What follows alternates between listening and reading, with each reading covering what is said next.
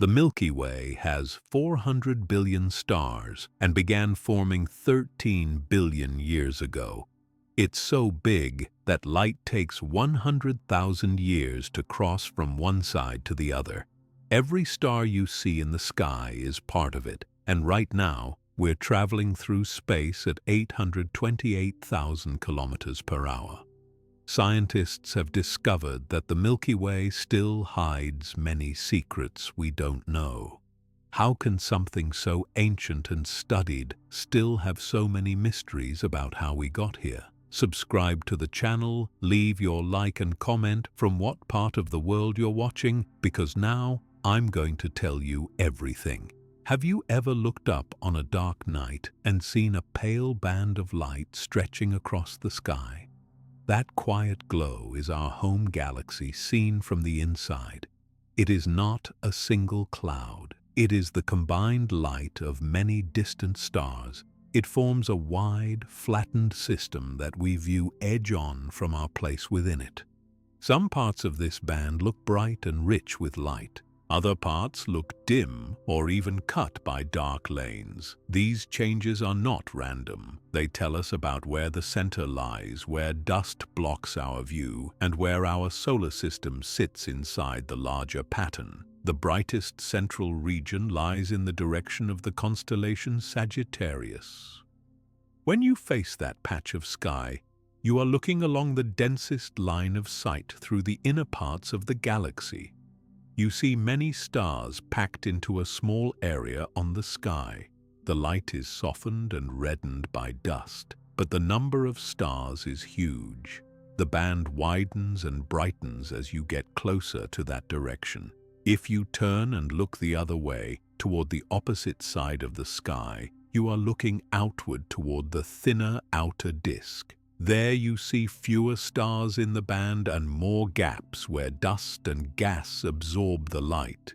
Even simple star counts show this pattern. If you count how many faint points you can see in small patches along the band, the counts rise toward Sagittarius and fall as you move away from it. This is a direct sign of the geometry of our view. Our solar system does not sit at the center. It orbits far out from that crowded heart. The distance from the Sun to the center is about 26,600 light years. A light year is the distance light travels in 1 year. It is a very large measure that we use for space. Knowing this distance sets the scale for many other measurements. When we know how far the center is, we can turn angles on the sky into real sizes. We can say how long a bar at the center is, how wide the main disk is, and how far a given star cloud stretches. This one number anchors the way we read the map. Our place is not in one of the biggest spiral arms. We sit in a small lane known as the Orion Arm, also called the Orion Spur. It lies between two larger arms that curve around the galaxy. This detail explains a lot about how the sky looks. Because we are inside this small lane, some nearby fields of view are filled with young stars, nebulae, and clusters. Other fields look more sparse because they point between arms, where there is less dense gas and fewer newborn stars. When we look along the Orion Arm itself, we see many bright regions and star groups because we look through the body of our own lane. When we look across a gap, we see less.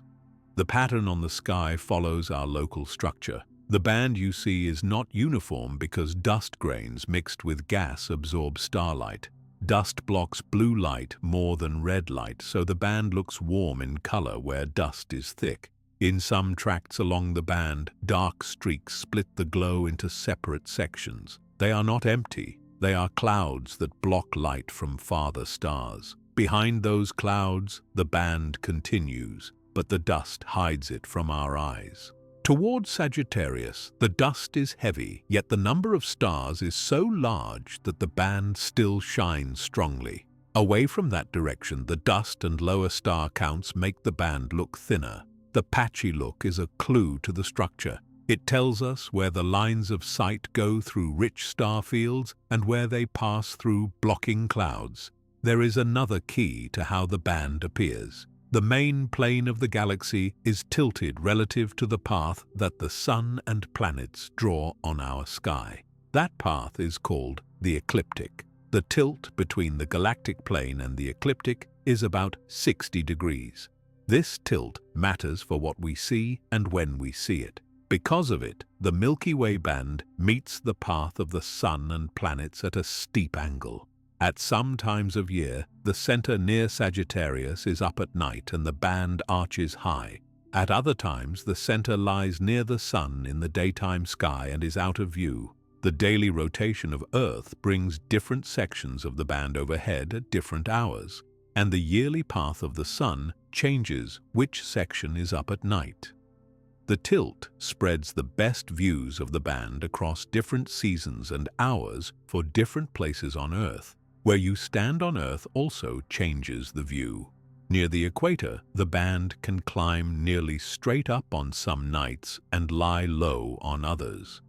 In middle latitudes of the northern hemisphere, the arc from the far outer disk to the bright inner region sweeps across the southern half of the sky when the center is visible at night. In the southern hemisphere, the center region can climb higher and can cross closer to the top of the sky, giving a more direct look through the inner parts. Near the poles, the band circles around the horizon over the course of the day. None of this is due to any change in the galaxy itself. It is geometry. The tilt between the two planes, plus Earth's spin and orbit, sets the angle and timing of the band in the sky. This orientation is not just a curiosity for sky watchers. It is essential for planning how to observe the galaxy and how to read star maps. If you want to see the densest central regions, you plan for nights and times when the direction of Sagittarius is dark and high enough above the horizon at your location. If you want to study the sparser outer disk, you point in the opposite direction and plan for when that region is above any local haze. If you need a clear view that avoids heavy dust, you choose lines of sight that pass between the thickest dust lanes. The tilt tells you where those clean windows are likely to be at a given hour and season. Having this framework in mind makes sky charts easier to use. The band's path will not match the path of the moon or planets. It will cut across them, and knowing the 60-degree angle helps you anticipate where the bright swath will be on a given night. From our position inside the Orion Arm, the star fields we see are a blend of near and far. Nearby fields may show clusters and glowing clouds, while fields along the gaps between arms look quieter. When observers count stars by brightness, the counts rise quickly as they look closer to the plane and toward the inner galaxy. They rise more slowly when they look away from the plane or outward. These simple counts were one of the first tools used to outline where we are. Before the age of precise distance instruments, careful counts across many parts of the sky already pointed to a disk-like system with the Sun away from the center. Today, we have precise measures of distance and motion for many stars, but the lessons from those early counts still hold. The sky's uneven brightness is a map of our perspective. The direction of Sagittarius is useful for more than stargazing. It marks the way to the center, where many complex features sit. The central bulge, the bar that channels gas inward, and the compact object called Sagittarius A star all lie along that line. Even if we cannot see them directly in visible light because of dust, we know the line of sight goes there. The opposite direction gives a window onto the outer disk, which has a lower density of stars and gas. In that outward view, dark clouds stand out against a fainter band, and the spacing between bright star clouds is wider. This contrast between inner and outer views helps explain why some parts of the Milky Way look crowded while others look calm. The distance to the center plays a quiet but central role in tying this all together. When we say the Sun is about 26,600 light-years from the center, we set a ruler for the galaxy. With that ruler, we can connect angles to sizes. If a structure near the center spans a small angle on the sky, we can estimate its true length. If a dust lane runs a certain distance along the band, we can turn that into a physical scale. This is basic but powerful. It allows different teams and tools to speak the same language about size and distance. The value is not guessed. It comes from several lines of evidence, including orbits of stars near the center that can be tracked with care, but those details can wait. For now, the important point is that the number fixes the overall scale of our picture. The sky view also reminds us that we live inside a system that is thin compared to its breadth. The band's narrow width on the sky tells us the main disk has a small thickness compared to its radius. The stars that make up most of the visible band lie within a few hundred light-years above and below the plane. That thinness is why moving away from the band reduces the number of stars so quickly. Our perspective makes this easy to see without special instruments. Look far from the band, and the sky is sparser. Look along the band, and it is crowded with faint points. When we say our solar system sits in the Orion arm between two larger arms, we are pointing to a local piece of a larger spiral pattern. Along our section of the band, star clouds and dust lanes line up in arcs and segments. Some of these segments mark the edges of arms, others mark smaller features like spurs and branches. Our local arm is one of those smaller features. It shapes the view around constellations that are familiar from many places on Earth. The presence of nearby clusters and glowing clouds in those constellations is not an accident. It comes from the fact that we are looking along our own lane of stars and gas. The tilt between the galactic plane and the path of the Sun and planets also affects how often the band crosses paths with the places where planets and the Moon move. The Moon and planets stick close to the ecliptic. The band meets them at a strong angle. This means that conjunctions between bright planets and bright Milky Way fields happen only at certain times of year. It also means that light from the Moon can wash out parts of the band when it is near that crossing, while leaving other parts darker. When observers plan to take images of the band or to count stars, they choose nights when the Moon is far from those crossing points. The 60-degree tilt is a practical detail that shapes many plans. From a teaching point of view, orientation clears up confusion. Without it, two maps of the Milky Way can look as if they disagree. One map might be built in the galactic coordinate system, where the plane is the equator of the chart. Another might be drawn in the equatorial system used for general star charts, where Earth's equator is the baseline. The band will look tilted in one and flat in the other.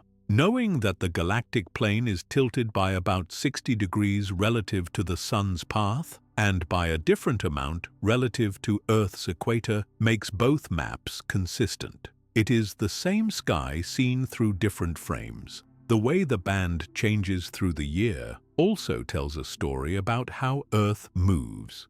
When the Sun is near the direction of the center, the related section of the band is in the daytime sky, and we do not see it.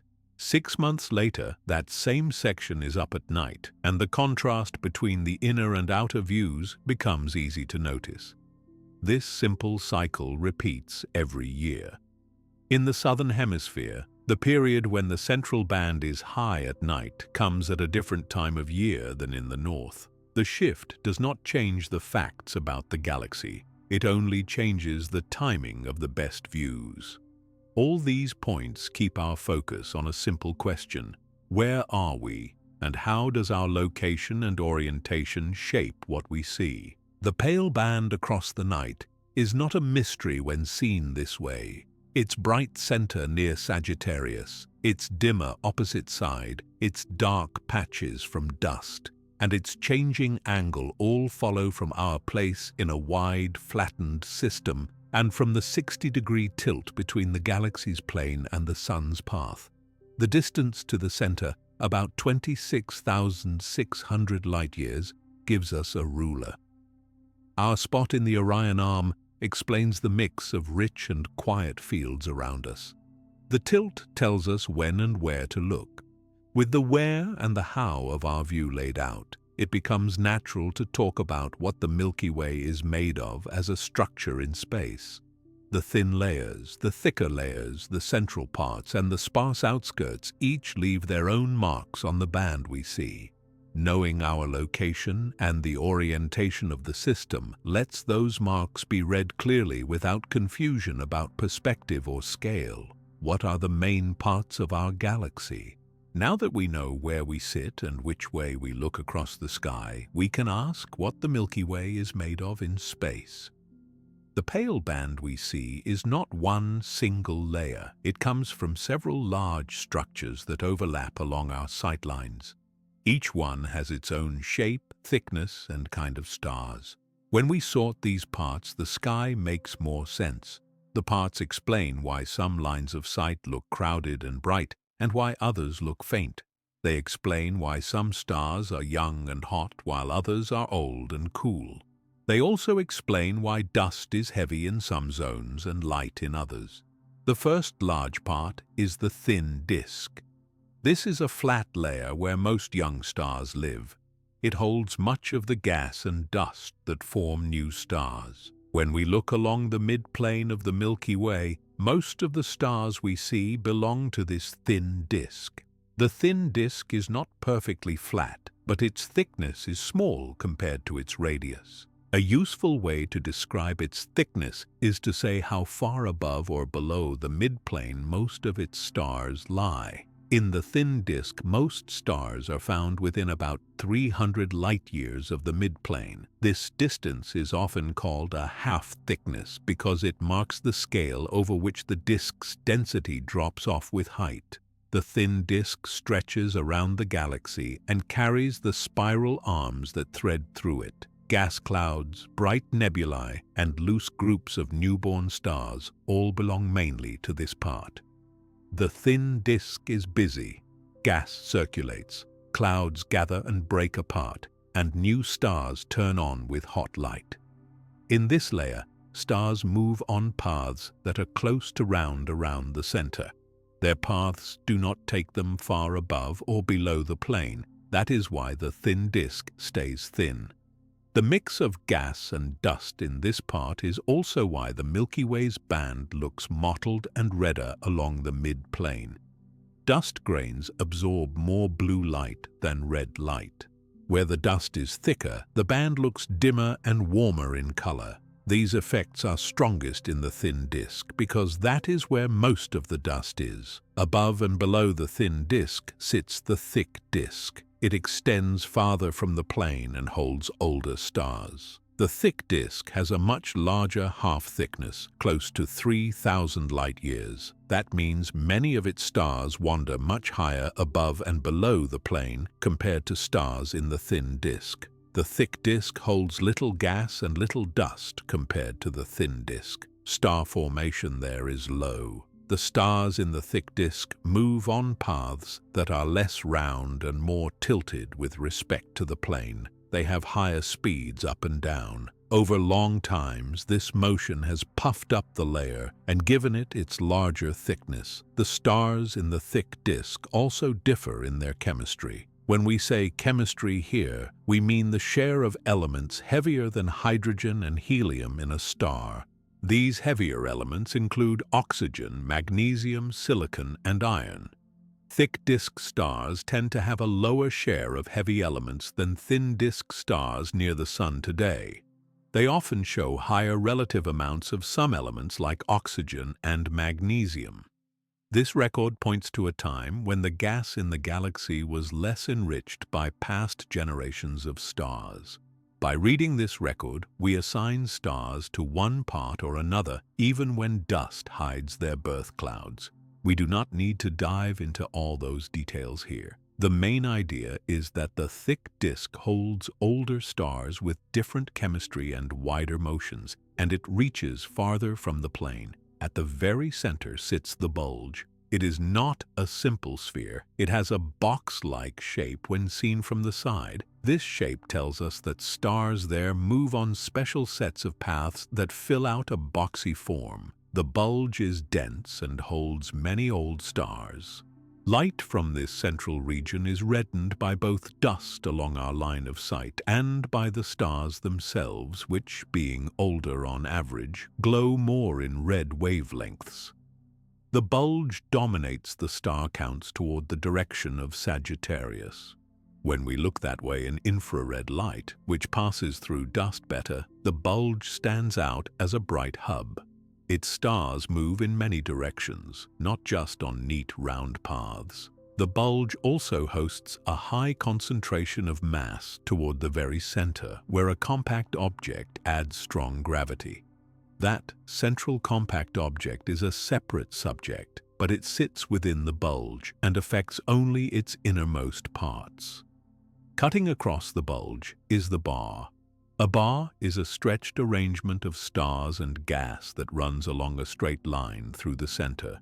In the Milky Way, the bar reaches a length of about 16,000 light-years.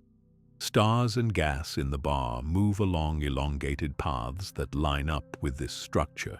The bar helps move gas inward, guiding it along lanes that curve toward the center. This motion is not fast in human terms, but over many millions of years it changes where gas collects and where new stars form. Because we view the bar from a point inside the disk and off to one side, it appears tipped on the sky. Star counts and motions near the center reveal its orientation. In infrared surveys, it shows up as an excess of stars along two directions on either side of the center. That is one of the ways we know it is there and how long it is. Surrounding the disk and the bulge is the stellar halo. The halo is a very low-density part that reaches far from the plane. It holds scattered stars, small systems captured long ago, and dense old clusters. When we speak of clusters here, we mean tightly bound groups of very old stars. The halo does not have much gas. The stars in it move on wide, often tilted paths that can plunge through the disk and swing far out. Because the halo is so sparse, it does not add much to the band we see with our eyes, yet it is key to the full shape of the Milky Way. It shows that the galaxy's visible parts sit within a larger, more diffuse cloud of stars. It also preserves signs of past events, because long-lived halo paths keep memory of where the stars came from and how they were stirred. Each part leaves its mark along a line of sight. When we point close to the midplane and look away from the center, the thin disk dominates. We see young clusters, glowing gas, and dark dust lanes set against many faint stars. When we look a bit above the plane, the thick disk adds more of the older, redder stars and fewer clouds. Toward the center, the bulge takes over the star counts, even though dust dims the view. The halo adds a thin sprinkle at all angles, but is most apparent where the disk's glow is low. By learning which part dominates where, we can interpret colors, brightness, and motions more clearly. This matters for mapping, for counting how many stars of each kind exist, and for judging how gas and dust are arranged. The shapes and thicknesses also matter for how stars and gas interact. In the thin disk, where gas is common, stars pass near clouds more often. This helps set how stars are born and how their paths change over time. In the thick disk, where gas is rare, stars travel farther between any such meetings. In the bulge and bar, the stronger gravity near the center and the complex paths of stars make the environment very different again. Gas falling along the bar faces shocks and compression. That can lead to bursts of star formation in specific zones. Far out in the halo, stars are so spread out that close meetings are rare and gas is scarce. By paying attention to these environments, we can understand why new stars are common in some places and rare in others. Because we live inside the disk, It helps to have a simple mental guide for where each part sits. Picture a flat layer, only a few hundred light-years thick near the sun, spread across the sky as the band we see. That is the thin disk. Enveloping it is a thicker layer that stretches up and down to a few thousand light-years, holding older stars and far less gas. That is the thick disk. At the center is a box-shaped bulge with a straight bar embedded inside, both rich in stars and with complex motions. Around all of this drifts the very sparse halo, reaching outward in all directions. With this guide in mind, even simple visual observations begin to match the deeper measurements from surveys. The connection between parts and star ages is important. Young stars light up the thin disk because that is where the gas resides. They cluster in groups that have not yet drifted far from their birthplaces. Some of these groups remain bound and stay together for long times. Many slowly spread out. The thick disk is not the current home of newborn stars. Its stars are older and have had more time to heat up their paths and to climb higher above the plane. The bulge holds many old stars as well, with a range of ages and chemical mixes. Understanding this spread of ages lets us trace how the Milky Way built its layers and how long each layer has been in its present state. Motion is another key. Thin disk stars move in paths that are close to circular and hug the plane. Thick disk stars move in paths that are less circular and reach higher and lower. Bulge stars move in many directions, filling a boxy volume.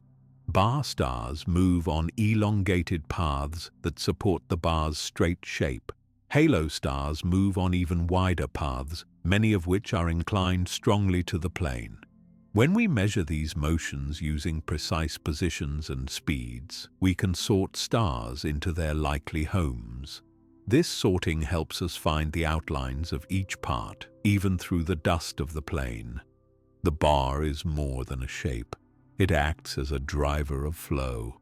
Gas clouds that enter the bar's reach tend to fall along lanes that lead inward. Where these lanes meet or turn, gas can pile up. That can make long dust lanes and bright zones where star formation is active. The bar also links to the spiral structure in the thin disk. Spiral arms often begin near the ends of the bar. Where the bar meets the disk, patterns in the orbits of stars and gas help set the starting points of arms. The exact connections are still the subject of active work, but the broad picture is clear. The bar and the arms are part of one larger pattern in the disk. The bulge ties to the bar as well. A box-shaped bulge can form when a bar in a disk thickens and takes on a three-dimensional shape. In this view, the bulge and the bar are two faces of the same structure, seen at different angles and distances from the plane. This is why the bulge has a box-like outline and why its stars show motions that fit a bar-supported system. Observations of star counts across the center and along the line of sight support this idea. The distribution of stars on either side of the center and the way their distances change with angle match the presence of a bar within a box-shaped bulge. Light and dust let us see these parts in different ways. Visible light is dimmed strongly by dust along the plane, so maps that rely on it can miss the far side of the thin disk and parts of the bulge. Near-infrared light penetrates much of the dust, so surveys in those bands reveal the structure of the bulge and bar more cleanly. Radio waves pass through dust even better and let us trace gas lanes and cold clouds across the disk. By combining these windows, we build a coherent picture in which each part finds its place. The thicknesses quoted earlier are not exact fences, they are typical scales. The thin disk's half-thickness of about 300 light-years means that many thin disk stars are found within that distance of the plane, but some wander higher and some remain closer. The thick disk's half-thickness of about 3,000 light-years likewise describes a broad distribution. These numbers help us think about where each part contributes most to what we see along a given line of sight.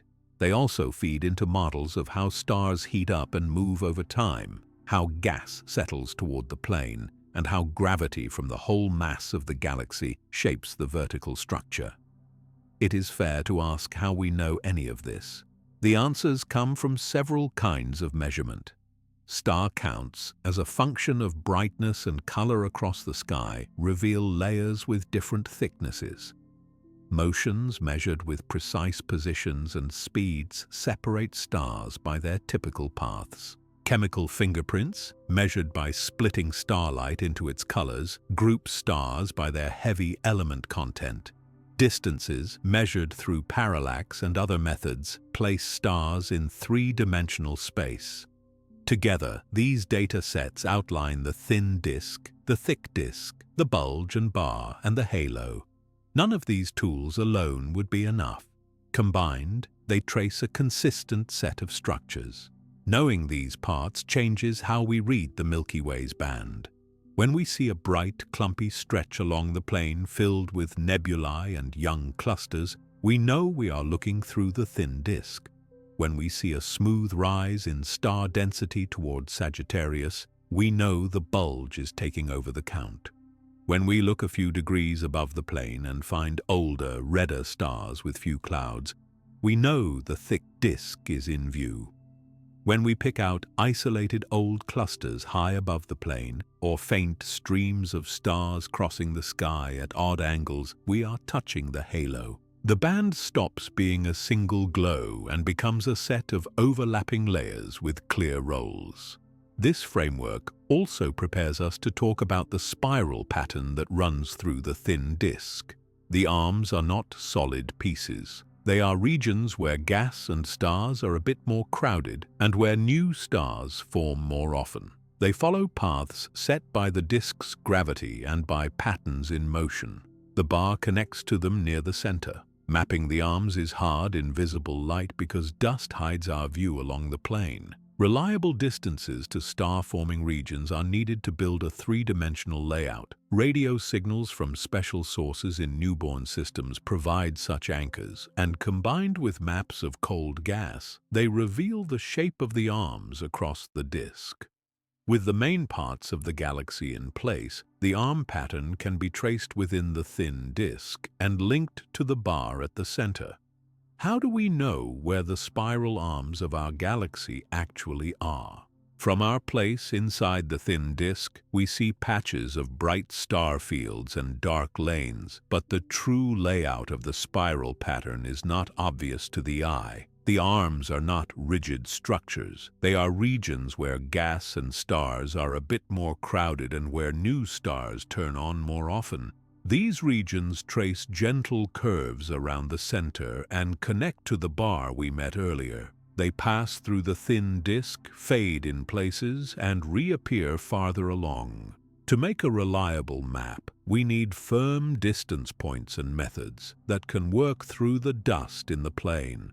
Astronomers give names to 4 large arm features that stand out in gas and in very young stars. Moving outward from the center and around the disk, these are called the Scutum Centaurus arm, the Sagittarius Carina arm, the Perseus arm, and the Norma outer arm. Our solar system does not sit in any of these main arms. It rests in a smaller lane called the Orion arm, also called the Orion spur, which lies between 2 larger arms. This placement helps explain why some directions along the band are filled with bright nebulae and clusters, and why other directions look quieter.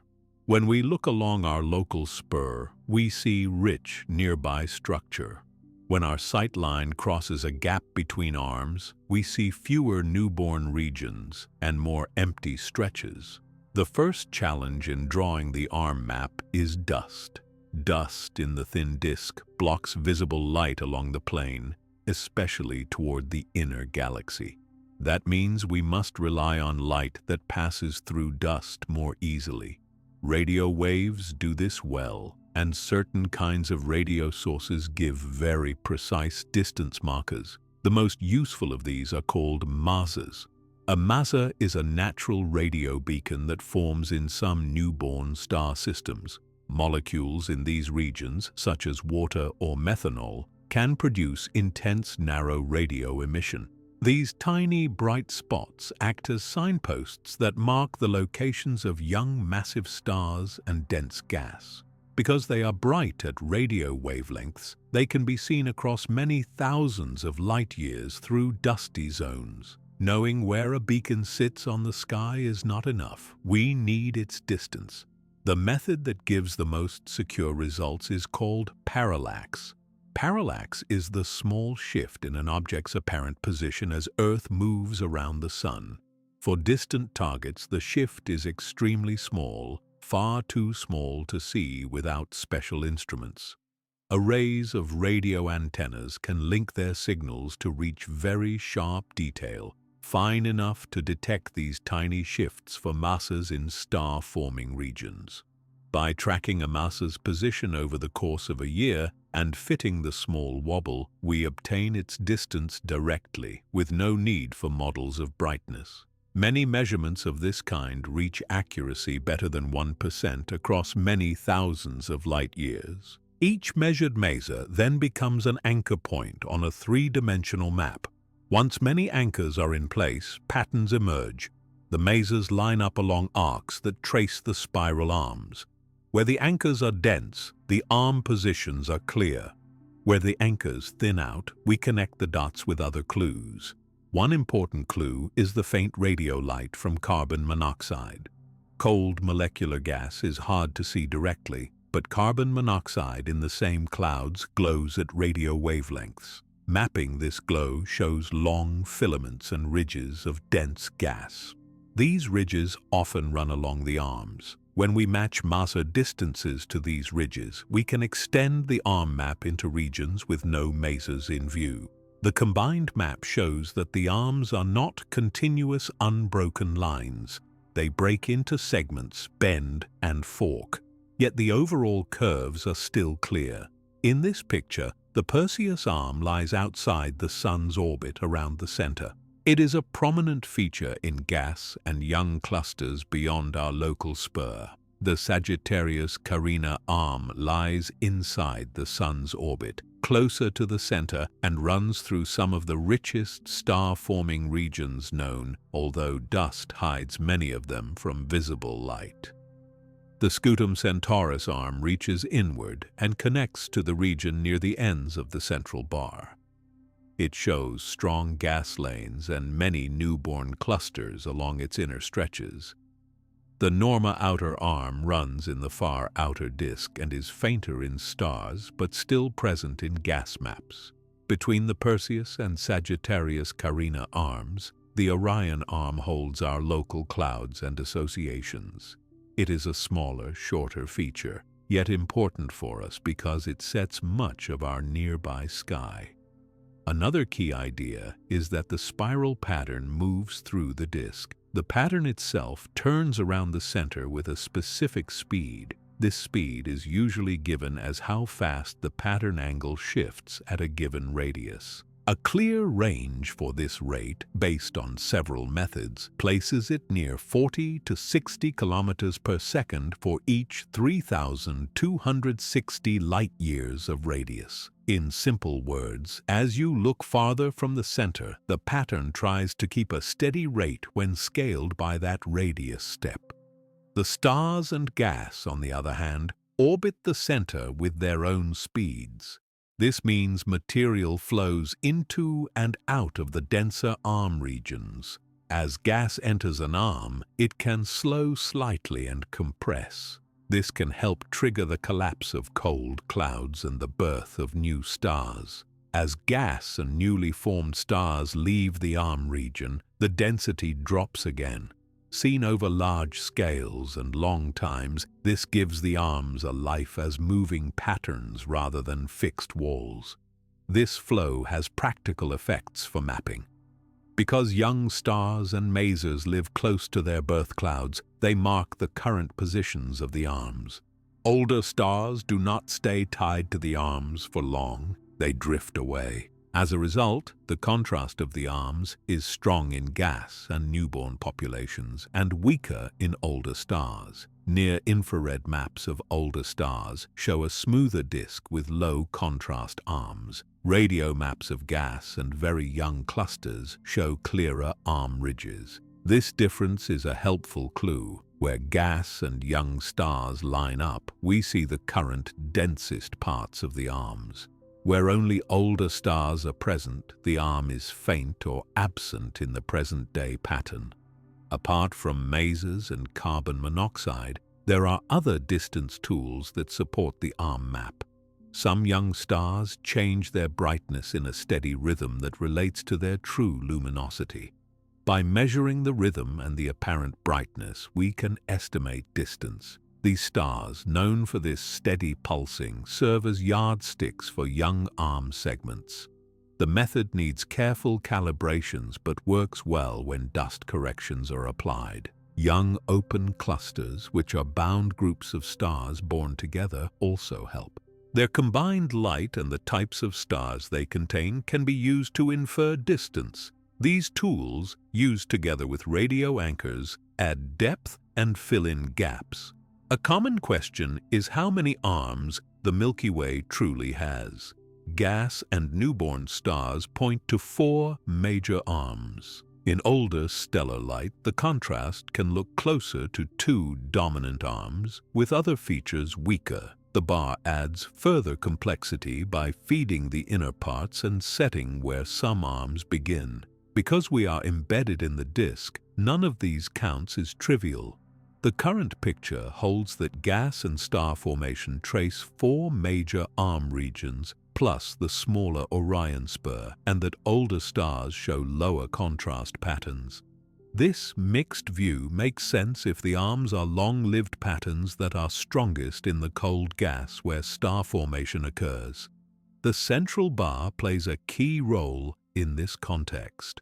Near the ends of the bar, gas streams curve and often line up with the inner parts of the Scutum Centaurus and Sagittarius Carina arms. In some long radio maps, 2 straight dust lanes run along the bar and then feed into these curved arm sections. The exact join points and angles are still under study. However, the repeated sight of gas piles and young clusters near the bar ends supports the idea that the bar and the arms are linked parts of one pattern. Distances from mesas near these regions fix the geometry and reduce guesswork about where the inner arms begin. Distance, by parallax, is not the only use of mesas. Their radio light also carries information about motion along our line of sight. By measuring tiny changes in frequency, we obtain the speed toward or away from us. Combining this with the proper motion across the sky, which can also be measured for some mesas, gives 3-dimensional motions. These motions reveal how gas streams along an arm or across a spur. They also show where gravity from the bar or other large features bends the flow. Matching these flows to maps of gas density helps us understand how a given arm segment supports star formation. Dust still challenges every step. Even radio maps need careful work to separate overlapping features along the same line of sight. The disk is warped, with one side rising in the north and the other rising in the south toward the outer edge. This warp means that the galactic plane is not a simple flat sheet. Lines of sight can pass through several arm segments at different distances and heights. To sort this out, we lean on the combination of direct distances to mesas, the characteristic speeds of gas flows, and the way cold molecular gas aligns with young clusters. Where all 3 agree, the arm segment's position is secure. Where they differ, more data are needed. Our local position inside the Orion arm gives both a benefit and a limit. The benefit is that nearby star-forming regions in our spur can be mapped with great detail. Distances to many of these clouds are known very well. Structures like the Orion A cloud or the Carina complex show how arms look in detail at close range. The limit is that the far side of the galaxy remains behind heavy dust.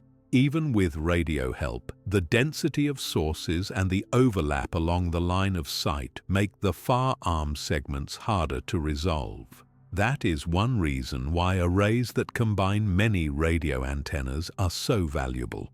Their sharp resolution and precise timing make it possible to pick out individual masses and track their tiny parallax wobbles over years. Another useful fact is that arm segments often host strings of giant molecular clouds.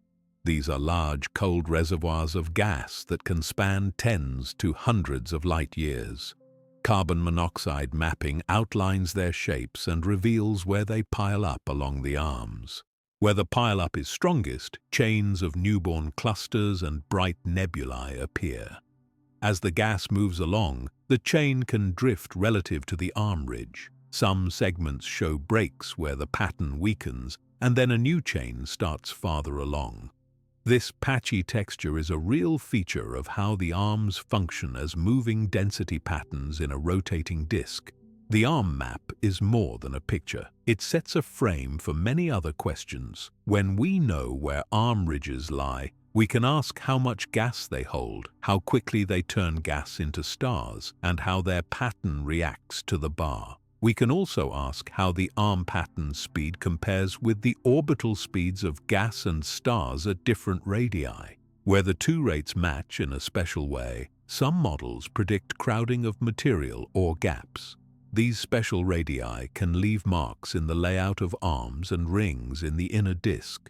Finding them needs accurate distances and motions, the same core tools used to build the arm map in the first place. It is important to stay cautious. Arm labels drawn on a smooth artist's view can give a false sense of certainty. The real disk is messy, with bends, splits, and overlapping features. The names are convenient tags for regions where gas and star formation are more common along certain curves. They are not fences that keep stars in or out. Their locations are tied to the methods we use. As distance anchors improve and as more mesas are measured, the arm lines shift slightly. Over the past decades, the map has become clearer and the broad features have stayed in place, but details have sharpened and some links have changed as new anchors filled gaps. All of this returns us to the band we see in the sky. When you look toward Sagittarius, you look along the direction where several inner arm segments crowd together with the bulge and the bar. The band is bright there because the lines of sight pass through many layers. When you look the other way, you face the outer disk where arm segments are farther apart. The band looks thinner and more cut by dark lanes. The arm map explains these visual cues by putting dense gas ridges and young clusters in three-dimensional space. The arms also give context to the kinds of matter that fill the Milky Way between the stars. The coldest and densest gas concentrates along arm ridges, where it forms the giant clouds that seed new stars. Warmer and more diffuse gas fills more of the space between arms and above the plane. Hot gas, produced by energetic events, makes bubbles that can cross arm boundaries. Dust traces many of the same structures as the cold gas and thickens along the arms. To understand why the arms look the way they do and how they keep their form, we need to know what this interstellar material is like, how it changes phase, and how it responds to pressure, radiation, and magnetic fields. What fills the space between the stars? From our place inside the thin disk and among the spiral arms, the pale band on the sky may look smooth from a distance, but it is made of many kinds of matter. The space is not empty. It holds gas in several states and tiny grains of dust mixed through it. Each state has its own temperature, density, and way of shining or absorbing light. These states sit next to one another and blend at their edges. They move, mix, and change with time. Knowing these states explains why some lines of sight look clear at radio wavelengths but dark in visible light, why some regions are busy with new stars and why others remain quiet. A large share of the gas between stars is hydrogen. Hydrogen can be found as single atoms, as molecules bound 2 by 2, or as atoms that have lost their electrons. When hydrogen is in atoms and is very cold, near 100 Kelvin, it gathers into long clouds. Kelvin is a unit of temperature used in physics. 100 Kelvin is a very low temperature for gas, and at this temperature the atoms move slowly. This cold atomic hydrogen reveals itself through a special radio signal at a wavelength of 21 centimeters. This signal comes from a tiny energy change inside the hydrogen atom. It is faint, but it passes through dust with little loss. Radio telescopes record this line across the whole sky and across the whole disk. The maps show long filaments and sheets of cold gas following the plane and the spiral structure. In many directions, the 21-centimeter line is the only clear way to trace the gas because dust blocks most visible light along the plane. There is also a warmer atomic hydrogen state. In this state, the gas is near 8,000 Kelvin and spreads through a larger volume. The atoms are not bound into molecules, and the gas is more diffuse than the cold clouds. It can fill regions between clouds and reach higher above the plane. It glows very faintly in certain optical lines when energy from starlight or collisions excites the atoms. This faint glow is hard to see from the ground because Earth's air emits similar light, but with careful techniques it can be mapped. The warmer atomic gas forms a background that helps set the pressure around cold clouds and affects how they grow or break apart. Some hydrogen is ionized. Ionized means the atom has lost its electron. This happens when strong ultraviolet light from hot stars or when shocks strip electrons away. Ionized hydrogen at roughly 8,000 Kelvin fills large, low-density regions and also forms bright zones around newborn star clusters. These bright zones are called H2 regions by tradition, but the phrase refers to ionized hydrogen and not to hydrogen molecules. They shine in specific lines of red and other colors. Near these regions, gas flows and dust glows in infrared light. On larger scales, a faint layer of ionized gas extends above and below the disk. It is spread out and is not tied to any single cluster. It carries electrical charges and responds to the galaxy's magnetic field. At the other end of the temperature range is very hot gas near 1 million Kelvin. This gas occupies bubbles and cavities that have been heated by strong events.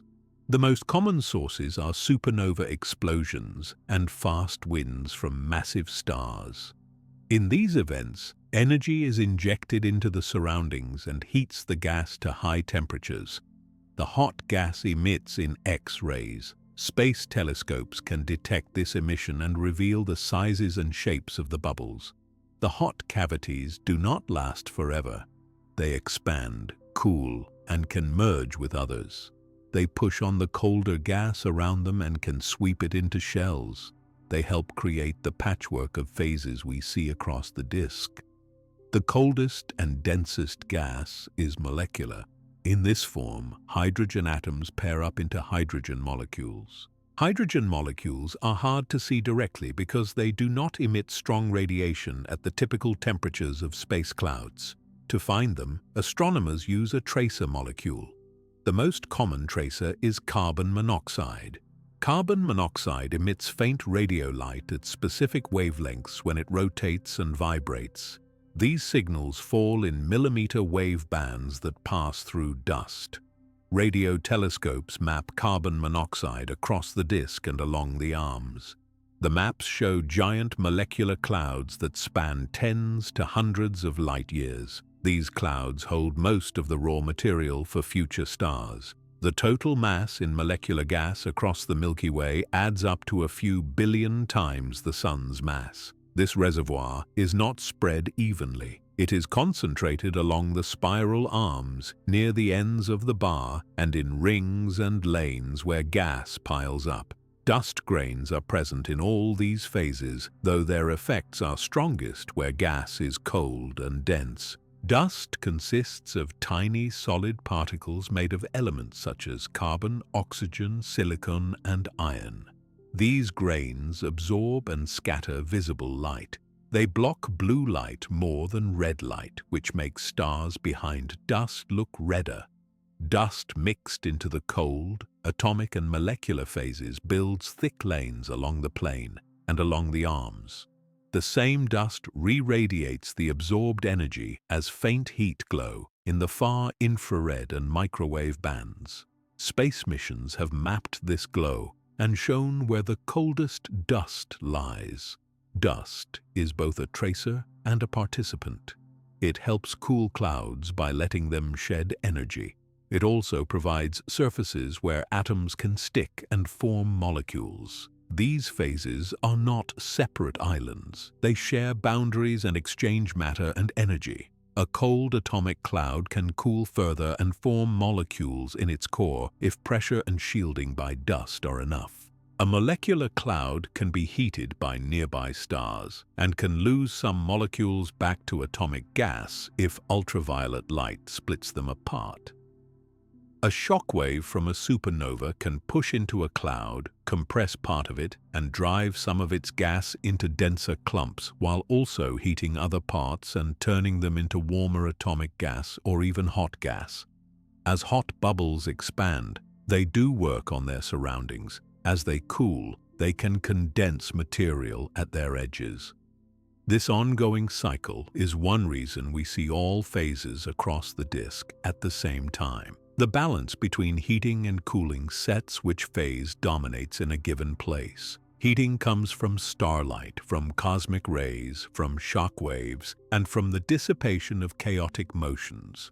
Cooling comes from radiation emitted by atoms, ions, and molecules when they change energy states. For example, carbon and oxygen atoms and ions are efficient coolants in cold and warm gas. Carbon monoxide is an efficient coolant in dense molecular gas. In hot gas, X-ray emission carries away energy. The galaxy's large-scale magnetic field, which has an average strength of a few microgauss, also matters. It guides the motion of charged particles, helps support gas against gravity in some regions, and can change how gas compresses in shocks. None of these processes acts alone. The mix differs from place to place and from time to time. The way we observe these phases reflects their properties.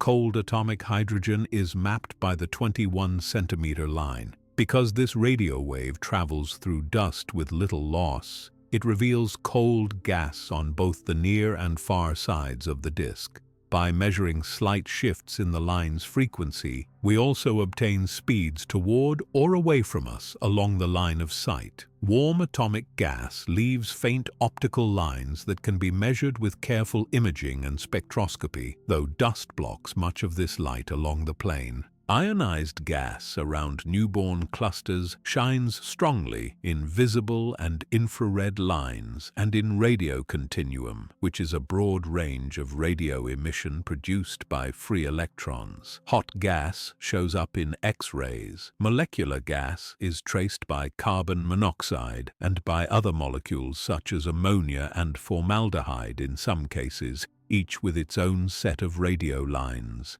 Dust is seen in absorption in optical images and in emission in the infrared and microwave. By combining these windows, we can assign parts of a line of sight to the right phase. The vertical structure of these phases differs. The thin disk, where the spiral arms run, holds most of the molecular gas within a narrow band only a few hundred light-years thick. Cold atomic gas also stays close to the plane but spreads a bit higher. Warm atomic and ionized gas extend farther above and below the plane, reaching heights of a few thousand light-years. Hot gas rises in bubbles that can break out of the disk and fill larger regions above and below it. These differences fit with the shapes described earlier for the thin and thick disks. They also affect how often stars and clouds meet. Near the plane, meetings happen more often. Higher up, gas is more diffuse and meetings are rarer. The spiral arms organize the phases. Along an arm, gas density is higher on average, and the share of molecular gas is larger. Long dust lanes mark some of these ridges. Where gas flows into an arm pattern, it can slow and compress, which helps cold gas become dense enough for molecules to survive and accumulate. In the spaces between arms, the share of molecular gas is lower, and atomic and ionized gas fill more of the volume. This organization is not perfect. Arm segments break, fork, and rejoin. Large star-forming complexes sit in chains along arms, separated by quieter stretches. The bar influences this pattern by driving gas inward along specific lanes and by setting the starting points of inner arms. A question that often arises is how much of the galaxy's gas is in each phase. The answer changes with location. Near the Sun, a large share of the mass in the midplane is in cold atomic and molecular gas. The molecular share rises toward the inner disk, where pressures are higher and shielding by dust is stronger. The warm atomic and ionized phases hold less mass per unit volume near the plane, but fill a greater fraction of the total volume above and below it. The hot phase holds less mass but occupies cavities that can be large. Integrated over the whole disk, the total molecular content reaches a few billion times the Sun's mass. The atomic content is larger when we include the extended outer disk. These numbers matter because the molecular mass sets the near-term reservoir for star formation, while the atomic and ionized phases serve as supply and as buffers.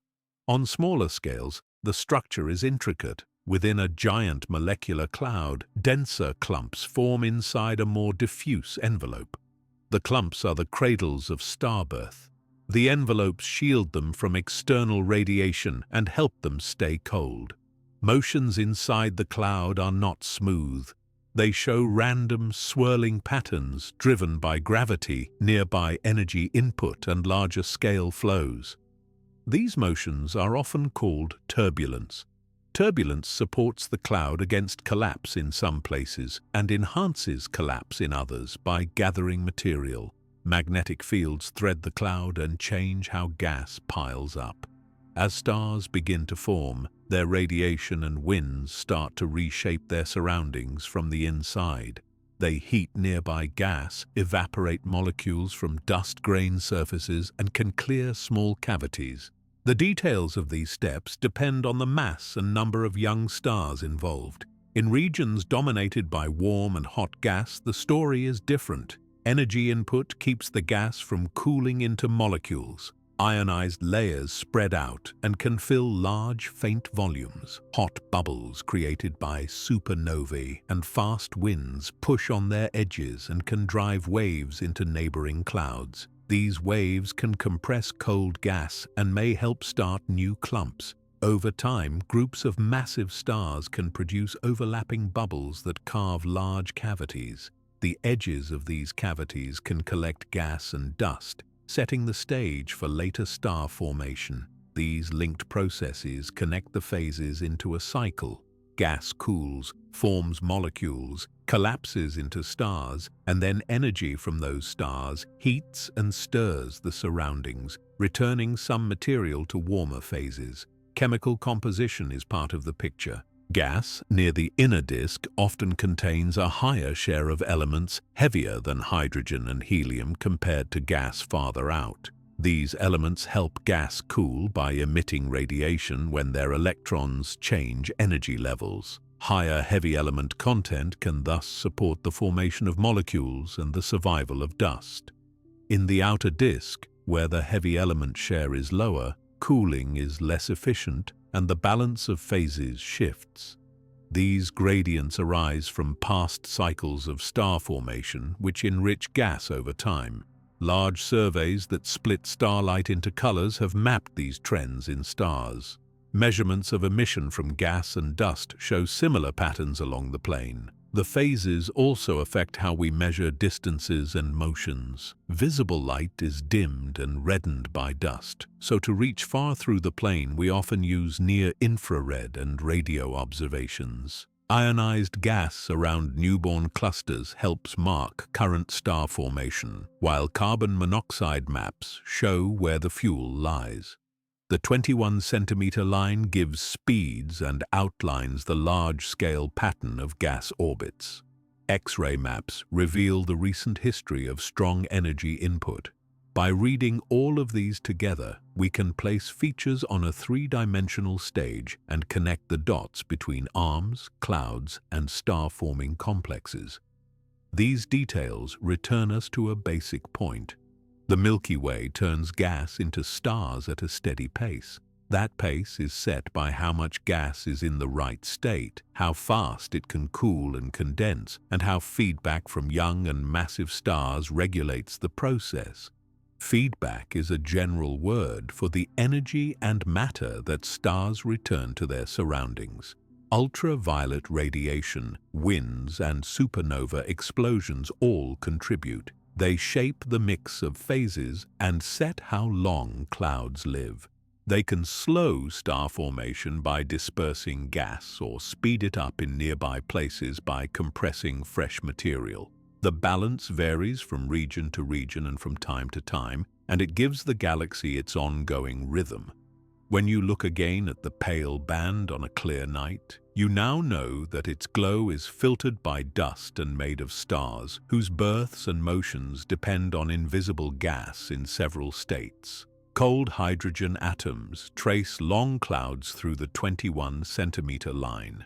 Warm hydrogen, both neutral and ionized, fills large volumes and glows faintly. Hot gas at around 1 million Kelvin marks places of past energy. Molecules traced by carbon monoxide gather in giant clouds that hold a few billion times the sun's mass and serve as the main store of future stars.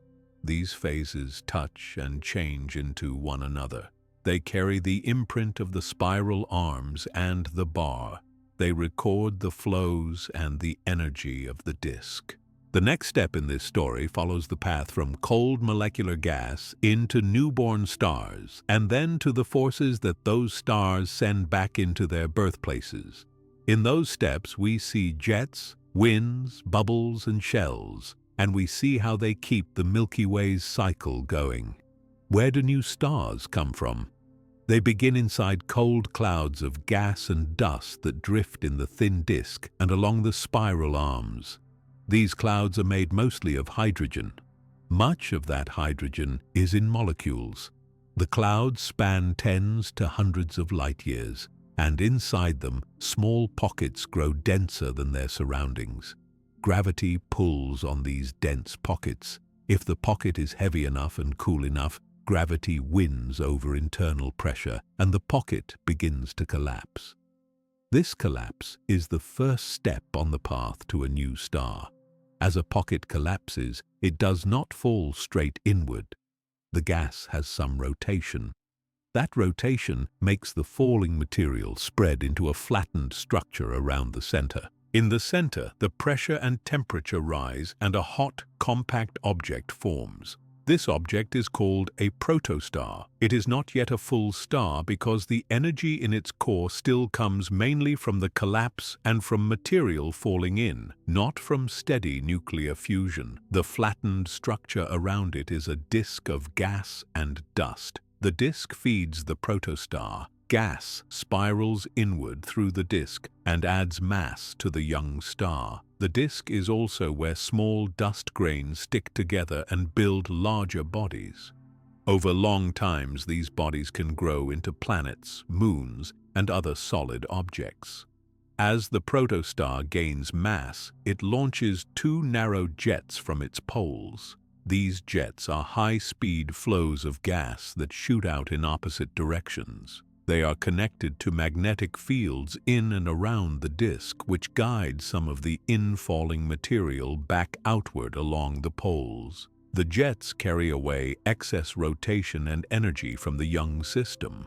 They pierce the surrounding cloud and create thin beams that can extend for light years. Where the jets hit denser gas, they make shocks that heat and light the gas. In visible and infrared images, the shocks appear as small glowing knots. In radio light, the jets and their impact sites show up as narrow features. The rate at which a protostar grows by accretion is not steady. It can come in bursts when streams of gas in the disk become unstable and dump material inward. It can slow when winds and radiation from the growing star push back. The timescale of this growth phase is a few 100,000 years to a few million years, depending on the final mass of the star. Low-mass stars take longer to gather their mass. High-mass stars grow faster and influence their surroundings earlier and more strongly. Stars rarely form in isolation. Most stars are born in groups inside a single cloud. These groups range from small clusters with a few dozen members to large clusters with thousands. Within a cluster, many dense pockets can collapse at once or in quick sequence. The group shares a common age, and its stars share similar chemical makeup because they formed from the same parent gas. The cluster sits within the remaining gas of the cloud. That leftover gas plays a major role in what size the cluster will reach and how long the cluster will remain bound. Massive young stars switch on quickly. They are very bright and very hot. Their radiation carries enough energy to ionize nearby hydrogen, which means it strips electrons off the atoms. This creates bright zones of ionized gas around the stars. These zones expand into the surrounding cloud, heating, pushing, and reshaping it. The stars also drive strong winds. A wind is a steady outflow of gas from the surface of a star. In massive stars, winds reach very high speeds and carry large amounts of energy and momentum. The combined effect of radiation and winds is to carve cavities in the cloud. The edges of these cavities are shells and pillars of denser gas that resist the push for a time. When the most massive stars reach the end of their short lives, they explode as supernovae. This happens after only a few million years for the most massive ones. The explosion sends a shock wave into the surrounding gas. The shock moves fast, heats what it strikes, and compresses it. It can trigger further collapse in parts of neighboring clouds by raising the pressure and squeezing the gas. The explosion also creates and spreads heavy elements that were made inside the star. These elements mix with the interstellar gas and change how future clouds cool and evolve. Together, radiation, winds, and supernovae make a set of actions called feedback. Feedback is the loop where stars change the gas that made them. It sets how long a cloud can keep forming stars, how efficient that process will be, and how big the final cluster will be. If feedback clears gas quickly, only a small fraction of the cloud's mass turns into stars. If feedback works more slowly, a larger share can turn into stars before the gas is driven out. In many observed regions, only a few % of a cloud's mass becomes stars before feedback disperses the rest. The exact fraction varies widely from place to place. This cycle of birth and reshaping plays out in well-studied regions across the Milky Way. In the Orion A cloud, which lies within our local Orion arm, thousands of young stars are packed along a long ridge of molecular gas. Many of them are still wrapped in dust and can be seen clearly only in infrared and radio light. The region includes bright ionized patches where hot newborn stars have carved holes and dark filaments where collapse is still ongoing. Narrow jets and outflows thread the area. Some are several light years long and carry material at high speed. They leave small shock knots where they hit denser gas and can be traced by the light of excited atoms and molecules.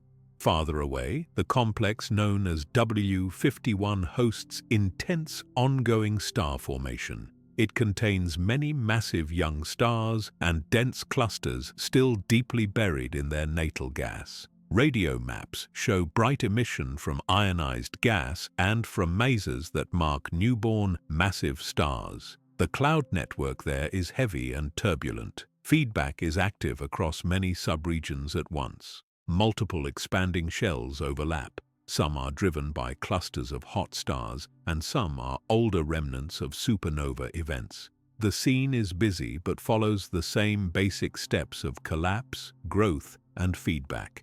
In the Carina complex, a large collection of massive stars drives strong winds and radiation over a wide area. The region includes pillars, arcs, and cavities that stretch for dozens of light years. The surfaces of these structures glow where the radiation hits them. Deeper inside, dense cores continue to collapse and form new stars. Jets emerge from the youngest objects and bore through the edges of the pillars. Over time, the combined action of the massive stars will clear much of the gas from the area. New stars formed late in the process will then shine in clearer skies, while the earliest cohorts will have already lost their birth shrouds. Across the entire galaxy, all these local actions add up to a steady conversion of gas into stars. The Milky Way turns gas into stars at a rate of about 1 to 2 solar masses per year. This does not mean only 1 or 2 stars form each year. Many low-mass stars can form for the same total mass as a single high-mass star.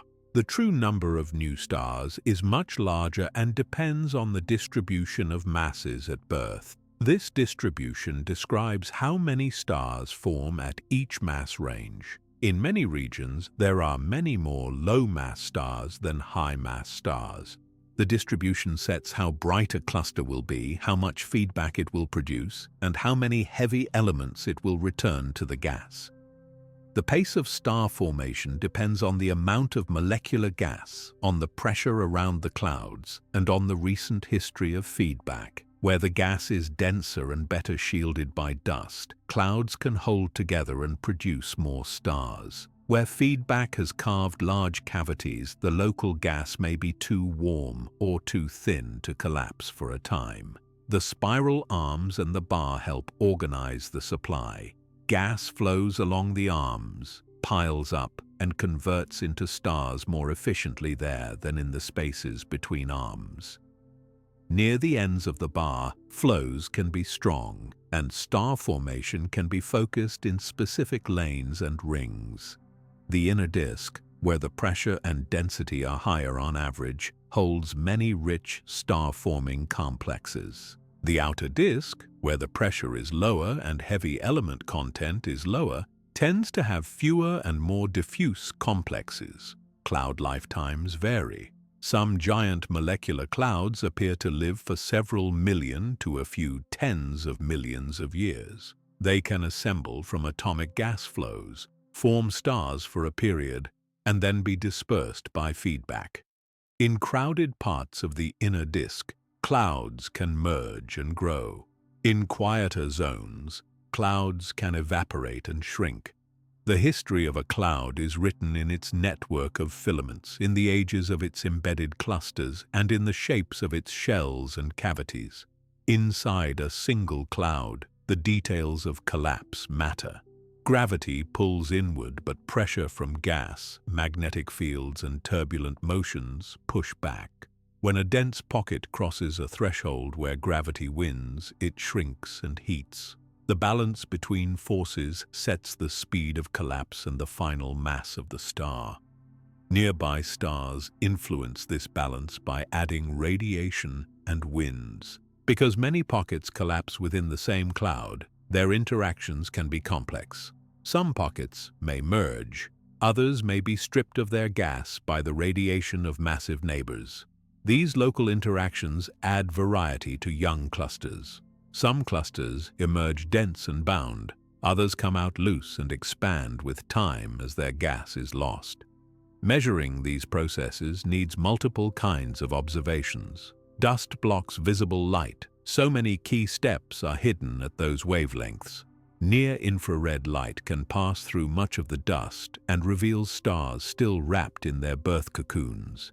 Mid-infrared light shows warm dust and complex molecules near young stars. Radio and millimeter waves trace the cold gas directly. Carbon monoxide lines outline the bulk of the molecular clouds. Lines from other molecules reveal areas where density and temperature are high. Maser signals, which are special kinds of bright radio emission from molecules such as water and methanol, mark the exact sites of massive star birth. X-rays reveal hot gas in shock fronts and in young stellar objects where magnetic activity is strong. Jets and outflows are especially useful markers. They point back to the youngest objects and carry clues about how mass is being added. The symmetry and speed of jets tell us how stable the disk and magnetic fields are. The amount of material in the outflows helps estimate how much mass is falling inward. In dense regions, many jets crisscross and create a web of shocks.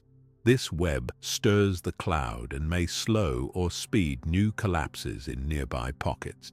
The way feedback shapes cluster size can be seen in the fraction of gas that remains after a few million years. If much gas is still present, gravity can keep more stars together. If feedback has cleared most of the gas, the cluster is more likely to expand and lose members. Observations show both cases. Some young clusters remain compact and massive. Others become loose associations spread over large areas.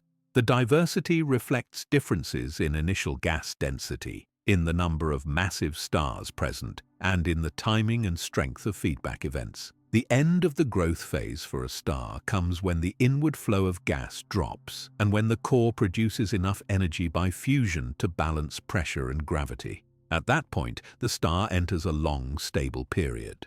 The leftover disk may still feed planets for millions of years. The star's wind and radiation continue to affect nearby gas, but the most dramatic changes are over unless the star is very massive. For very massive stars, strong winds never let up, and after a short time the star will end in a supernova, sending a new shock into the neighborhood. All these details connect back to the larger cycle of the Milky Way. Gas cools and condenses into molecules. Clouds gather and create dense pockets. Protostars grow by drawing in gas from disks, and they launch jets. Groups and clusters light up. Massive stars carve cavities and drive shells. Supernovae inject new energy and enrich the gas. Some nearby regions are compressed and begin to collapse. Other regions are cleared and rest for a time. Through these steps, the galaxy maintains a balance that keeps the overall star formation rate near about 1 to 2 solar masses per year over long periods. The visual face of this process is shaped by dust. Dust hides young stars in their earliest stages and reddens the light from regions where feedback is strongest. To follow the full path from cold cloud to hot bubble, we rely on wavelengths that pass through dust. Near-infrared images reveal clusters still buried in their clouds. Millimeter maps outline the densest gas and the coldest dust. Radio observations catch the glow of ionized gas and the markers of newborn massive stars. Even when the plane is opaque in visible light, these tools build a clear picture of where stars are forming and how they are changing their birthplaces. Why does the Milky Way look bright in some places and almost missing in others? The answer is dust. Tiny grains float between the stars and dim the light that tries to reach us. They are mixed with gas, and they are most common in the thin disk and along the spiral arms where new stars form. Dust affects blue light more than red light. Because of this, distant stars behind thick dust look dimmer and redder than they truly are. The effect is strong along the midplane. There, the total dimming in visible light can reach more than 30 magnitudes. A magnitude is a scale for brightness. On this scale, a difference of 5 magnitudes means 100 times in brightness.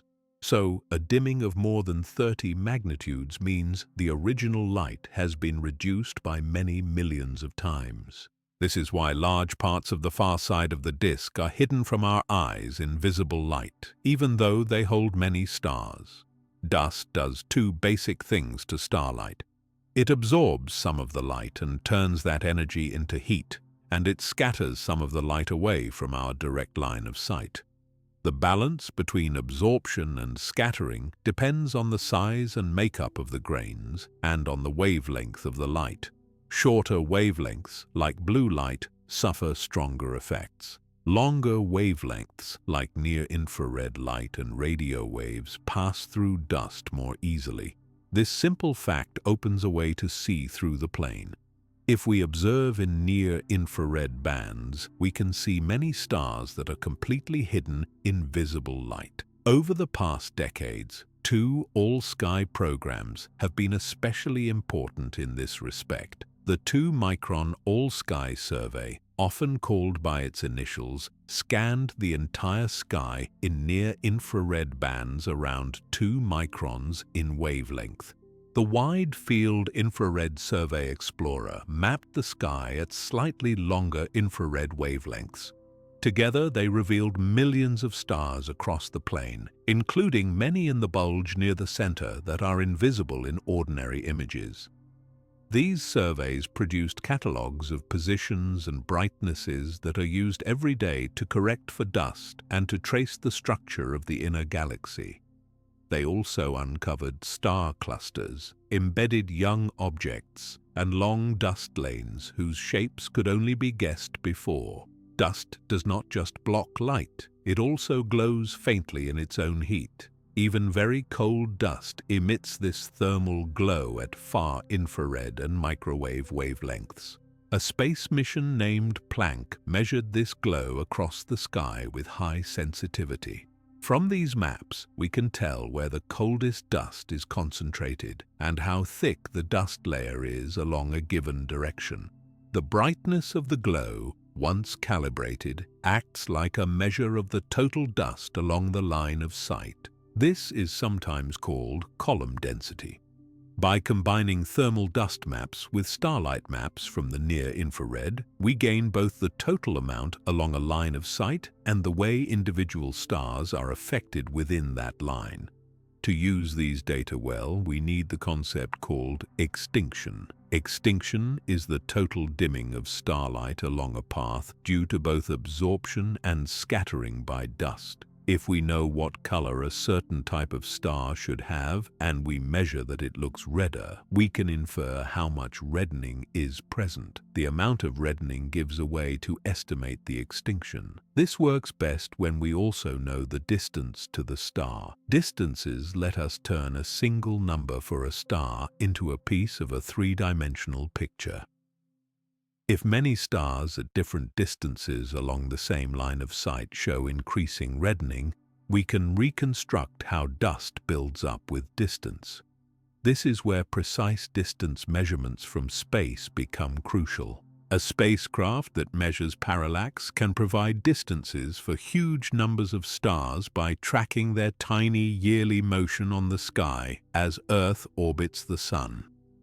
When we combine these distances with near-infrared colors from all-sky surveys and with thermal dust maps from Planck, we can build 3-dimensional dust maps. These maps show how extinction rises with distance along many directions. They reveal large cavities where the dust is thin, thick walls where a cloud sits, and long stretches of moderate dimming. One such cavity is the local bubble around the Sun, which extends for about 1,000 light-years and likely formed from many supernovae in the past 10 to 20 million years. Its boundaries are clear in 3-dimensional dust maps as regions where extinction begins to increase. These maps matter for almost every study of the Milky Way. If dust is not accounted for, a distant star can be mistaken for an intrinsically faint nearby star. A star cluster can appear much less massive than it is because most of its members are hidden. A spiral arm's true star count can be underestimated. Correcting for dust allows us to recover the true brightness and colors of stars. It lets us improve distance estimates that depend on observed brightness. It also helps us choose the best wavelengths for a given target, avoiding heavy dimming where possible. There are details to this correction. The way dust reddens light is not exactly the same in all places. The relationship between total extinction and reddening depends on the sizes and types of dust grains. In dense clouds, grains can grow by collecting ice and by sticking together. This growth tends to change the way dust affects different colors of light. In more diffuse regions, grains can be broken apart by shocks and by radiation. Astronomers use a simple number to describe the slope of the reddening law in a given region. Typical values in the diffuse interstellar medium near the Sun are around 3 and a bit when expressed in a standard way. In denser clouds, the number can be higher. When maps are built, these local changes are often included by allowing the slope to vary slightly from place to place, or by using wavelengths less sensitive to the variation. Dust correction is also essential for distance ladders that use special stars as yardsticks. Stars like Cepheids and RR Lyrae pulsate in a steady rhythm that reveals their true power. To turn the observed brightness into a distance, we must subtract the dimming from dust along the path. Without that step, distances to arm segments and to the bulge would be biased. Near-infrared observations help because they reduce the amount of extinction to correct and because the reddening law is more stable at longer wavelengths. Combining optical and infrared measurements of the same stars improves the accuracy because the way dust affects different colors provides extra constraints. The Milky Way's plane also holds windows where dust is thinner than average. These are places where chance alignments of clouds create a line of sight with less extinction into the inner galaxy. Observers use these windows to study the bulge and the regions near the center with less interference. One well-known window lies in the direction of the constellation Sagittarius. Through it, star counts in red and near-infrared bands rise sharply. Even in these windows, infrared is key because visible light still suffers strong dimming. To plan an observation campaign, astronomers use a combination of maps. Thermal dust maps from Planck give an overview of the total dust along each direction. Near-infrared star counts from the 2-micron All-Sky Survey and the Wide-Field Infrared Survey Explorer show where stars are truly missing versus where they are simply hidden in visible light. 3-dimensional dust maps built from parallax and colors reveal at what distances the main dust layers appear. With all three, one can choose a wavelength that penetrates to the desired depth and avoid lines of sight with heavy blocking. This approach is standard for work on the bulge, on arm tangents where lines of sight run along an arm and on the far side of the disk. Dust both records and shapes the process of star formation. In cold clouds, dust helps gas cool by allowing it to radiate away energy. It also offers surfaces where hydrogen atoms can meet and form hydrogen molecules. As clouds condense into dense cores, dust shields their interiors from harsh, ultraviolet light. That shielding helps molecules survive and helps collapse proceed. In these same regions, the highest dimming occurs.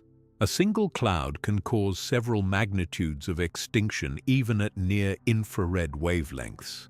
This is why maps of young clusters often need mid-infrared and radio data to see the youngest members. Radio lines from molecules such as carbon monoxide and ammonia are unaffected by dust and can trace the deepest parts of clouds. Infrared light from warm dust outlines the edges where radiation from young stars heats the surfaces. 3-dimensional dust maps help tie together gas maps and star maps.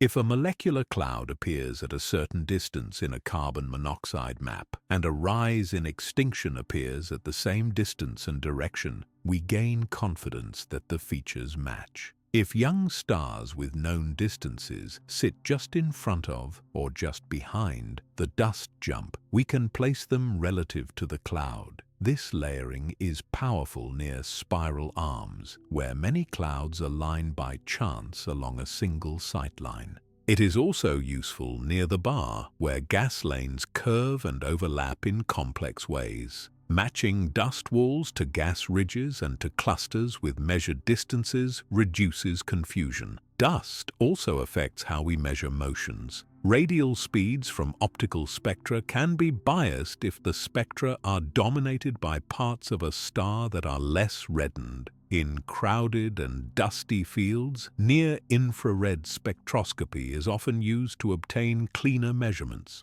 Proper motions, which are the small shifts of stars across the sky over time, can be measured in the infrared as well. This reduces the impact of dust by allowing more stars to be tracked. Many large programs now combine optical measurements with infrared data to build complete catalogs of positions and speeds across dusty regions. Because dust emission is tied to temperature, Planck and other far-infrared maps teach us about heating sources. Warmer dust is found around clusters and along star-forming rings near the ends of the bar. Colder dust traces quiescent clouds that may collapse later. By modeling the dust temperature and brightness, we can estimate how much dust and thus how much gas is present along a line of sight under reasonable assumptions about the dust-to-gas ratio. These estimates, though not perfect, provide valuable context for where star formation is likely to rise and where it is likely to pause. One practical outcome of all this work is improved star counts across the disk. When extinction is corrected, the rise in stars toward the bulge becomes clearer. The dips caused by dust lanes are reduced, and the outline of the thick disk stands out at higher latitudes. The corrected maps show the true density differences between arm segments and the spaces between them. They also reveal the distribution of old red giant stars across the galaxy. These giants are bright in the infrared and serve as beacons through moderate dust. Mapping them provides a clean view of the bar and the box-shaped bulge because their light is less suppressed in the near-infrared bands. Dust varies over time as well as space. Shocks from supernovae can shatter grains into smaller pieces. Radiation can erode grain surfaces in exposed regions. Inside dense clouds, grains can grow and ice can coat them. These changes alter how dust interacts with light. They also change the chemistry of the gas because dust surfaces help create complex molecules. Measurements across many wavelengths allow us to track these changes. For example, the ratio of far infrared brightness to near-infrared extinction can indicate grain growth in dense regions. Such details are not needed for every mapping task, but they matter when we want to understand why the reddening law varies and how the gas phases convert from one form to another. Dust is also a practical factor for planning missions and instruments. It sets the background glow in the infrared and microwave sky. It sets the best directions for deep imaging in visible light. It affects which lines of sight are safe for sensors that must avoid too much stray light. For probes traveling fast through the local interstellar medium, dust grains present a hazard that must be considered for shielding. Typical densities of gas near the Sun are around half an atom per cubic centimeter, and dust grains are present at levels that can erode surfaces over long distances at high speed. Knowledge of dust distribution guides safe routes and safe pointing for communications and navigation. All of these threads return to a simple point. To see the Milky Way clearly, we must account for dust. Near-infrared surveys like the 2-micron All-Sky Survey and the Wide-Field Infrared Survey Explorer open paths through the plane. Thermal maps from Planck reveal where the coldest dust lies and how thick the dust layer is in each direction. Three-dimensional extinction maps, built by combining distances and colors for millions of stars, let us correct the true brightness and colors and place clouds in space. When these tools are used together, the hidden structure of the galaxy appears. The bulge, the bar, the inner arms, and the far side of the disk come into view. The dense clouds where new stars are forming become clear against the background. With this clearer view, lines of sight toward Sagittarius show the crowded heart of the galaxy in infrared, even where visible light fails. The central regions shine through. Gas lanes, dust lanes, and clusters stand out. In the very center, within only a few light days on the sky, sits a compact object whose gravity controls the orbits of nearby stars. Infrared and radio windows, cleared of dust effects by careful mapping, make it possible to watch those orbits and to follow energy features that rise above and below the plane. What sits at the very heart of our galaxy, and how do we know? Through dust-cleared windows in infrared and radio light, a compact and intense source comes into view in the exact center. It is known as Sagittarius A star. The motions of stars around this point show, in a direct way, that a very large mass is packed into a very small region. One star in particular, called S2, follows a closed path that takes 16 years to complete. At the closest point of this path, the star comes within about 120 astronomical units of the center. An astronomical unit is the average Earth-Sun distance. At that distance, the star's speed climbs to many thousands of kilometers per second. The path is well traced in near-infrared images that measure the star's position with high precision over many years. From the size and timing of the orbit, and from the way the star's light shifts in color when it passes near the deepest part of the gravity well, we infer a central mass of about 4.3 million suns. No other known kind of object can put that mass in such a tight space without showing signs that would conflict with the data. The simplest and most tested answer is a black hole.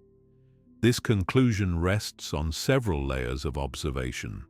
First are the positions of many stars near the center traced over decades. Their loops and arcs point to a single common focus. Second are the speeds measured from spectra, which are the detailed colors of their light. The speed along our line of sight toward and away from us can be read from tiny shifts in those colors. Third are the changes in brightness and color during close passages near the center, which carry the signature of strong gravity acting on light as it climbs out. All of these match the expectations for a compact object with the mass mentioned above. The central body does not shine by its own light. Instead, it affects its surroundings through gravity, and it glows when nearby gas heats up as it falls inward. In the year 2022, a network of radio telescopes spread across Earth worked together to take a picture of the immediate neighborhood around this object. This project is called the Event Horizon Telescope. By joining signals from many antennas and timing them with great care, the network acts like one enormous telescope. The image produced shows a ring-like glow with a darker center. The ring comes from hot gas very near the point where light paths bend strongly due to gravity. The darker center marks the region where light has little chance to escape. The size of the ring depends on the mass of the central object and on how light moves in strong gravity. The observed ring size matches the mass measured from the star orbits. This agreement, reached by two very different methods, gives strong support to the black hole picture. Despite its large mass, the black hole in our center is faint most of the time.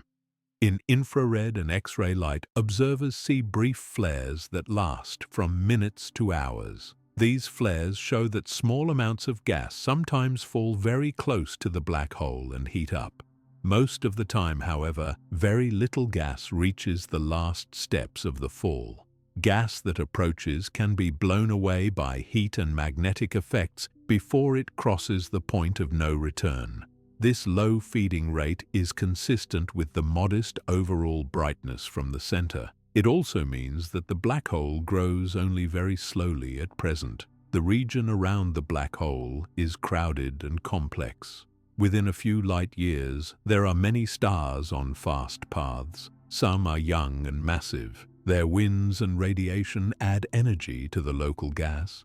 Around a few tens of light years from the center, a ring of dense gas and dust circles the core. Beyond that, the central molecular zone fills a region a few hundred light years across with rich gas lanes, star-forming clusters, and interwoven filaments. Gas from the larger disk can flow inward along the bar, which is the straight structure that crosses the center. These flows do not arrive smoothly. They come in episodes, guided by gravity and by the pattern of motion set by the bar. When inflow rises, it can feed bursts of star formation near the center. It can also channel more gas toward the inner few light years, where it can heat and brighten the area around the black hole. Energy from the center does not remain trapped there. On scales far larger than the inner ring of gas, two huge lobes of high-energy emission rise above and below the plane of the galaxy. These are known as the Fermi bubbles. Each one stretches for roughly 25,000 light-years from the central region. They are visible in gamma rays, which are very energetic photons, and in X-rays. The edges of the bubbles are sharper than their interiors, and the brightness is fairly even inside each lobe. The symmetry about the center and the clean edges point to an episode of energy release that inflated both lobes. The energy could have come from a period of more active feeding onto the black hole, which would have driven jets or winds, or it could have come from a brief era of intense star formation in the inner few hundred light years, whose many supernovae and strong winds add up. Both paths are plausible, and both have been seen in other systems. The present evidence allows for either or a mix of both. Maps at different wavelengths add clues. In microwave bands, a broad glow coincides with the bubbles. In X-rays, there are arcs that outline the bases and tops of the lobes. In gamma rays, the interior is filled with a diffuse signal. These signals can be made by fast-charged particles called cosmic rays. Cosmic rays can produce gamma rays when they collide with gas or with light. They can also spiral around magnetic field lines and give off radio waves and microwave signals. The fact that we see the bubbles in several bands hints that cosmic rays and hot gas together fill them. Their total energy content is large. Their age could be a few million to a few tens of millions of years, based on estimates of how fast they might have expanded and how fast processes inside them would fade. These are not exact numbers, but they give a sense that the bubbles are not ancient features, and they are not being made right now at a high rate. They are echoes of past activity in the center. Close to the center, the galaxy's magnetic field shows special structures, including long, thin radio filaments that run for many light years. While still under study, these features show that the field can be locally strong and well-ordered near the core. On larger scales across the disk and the halo, the average magnetic field is only a few microgauss. This field guides the motion of cosmic rays and helps shape how gas and charged particles move around the galaxy. It also affects how fast hot gas can leave the plane. Field lines can act like channels along which particles stream. When the center releases energy, the field helps determine the shape of the outflow. The Fermi bubbles likely reflect this guidance. Beyond the visible disk and bulge lies a vast, thinly spread halo of hot gas. Its temperature is near 1 million Kelvin. It may extend out to roughly 200,000 light-years from the center. This hot halo is hard to see directly, but it reveals itself in X-ray light. It emits faintly, and it also imprints absorption lines on the X-ray spectra of distant background sources when their light passes through. These lines come from highly ionized atoms, which are atoms that have lost several electrons.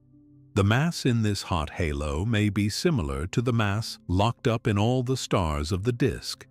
It is an important reservoir. It holds material that can cool and rain back onto the disk, and it receives material and energy blown out by supernovae and by central activity. The Fermi bubbles sit within this larger halo and show that energy from the center can reach far beyond the main star-forming layer. The central activity and the hot halo link local and global processes. When star formation in the inner few hundred light-years climbs, or when the black hole is fed more strongly, the combined output can heat and stir the gas above and below the plane. Over long times, these episodes can help maintain the hot halo. They can also slow the rate at which gas returns to the disk. The strength and frequency of these events matter for the growth of the galaxy. They set how steady the supply of fresh gas is for future star formation. They can also spread heavy elements into the halo, changing its cooling behavior. It is natural to ask whether the black hole could become much brighter in the future. The answer depends on how much gas reaches the innermost regions.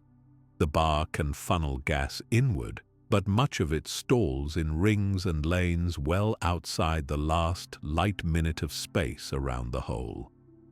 Only when shocks or instabilities drive gas across the remaining gap will the feeding rise strongly.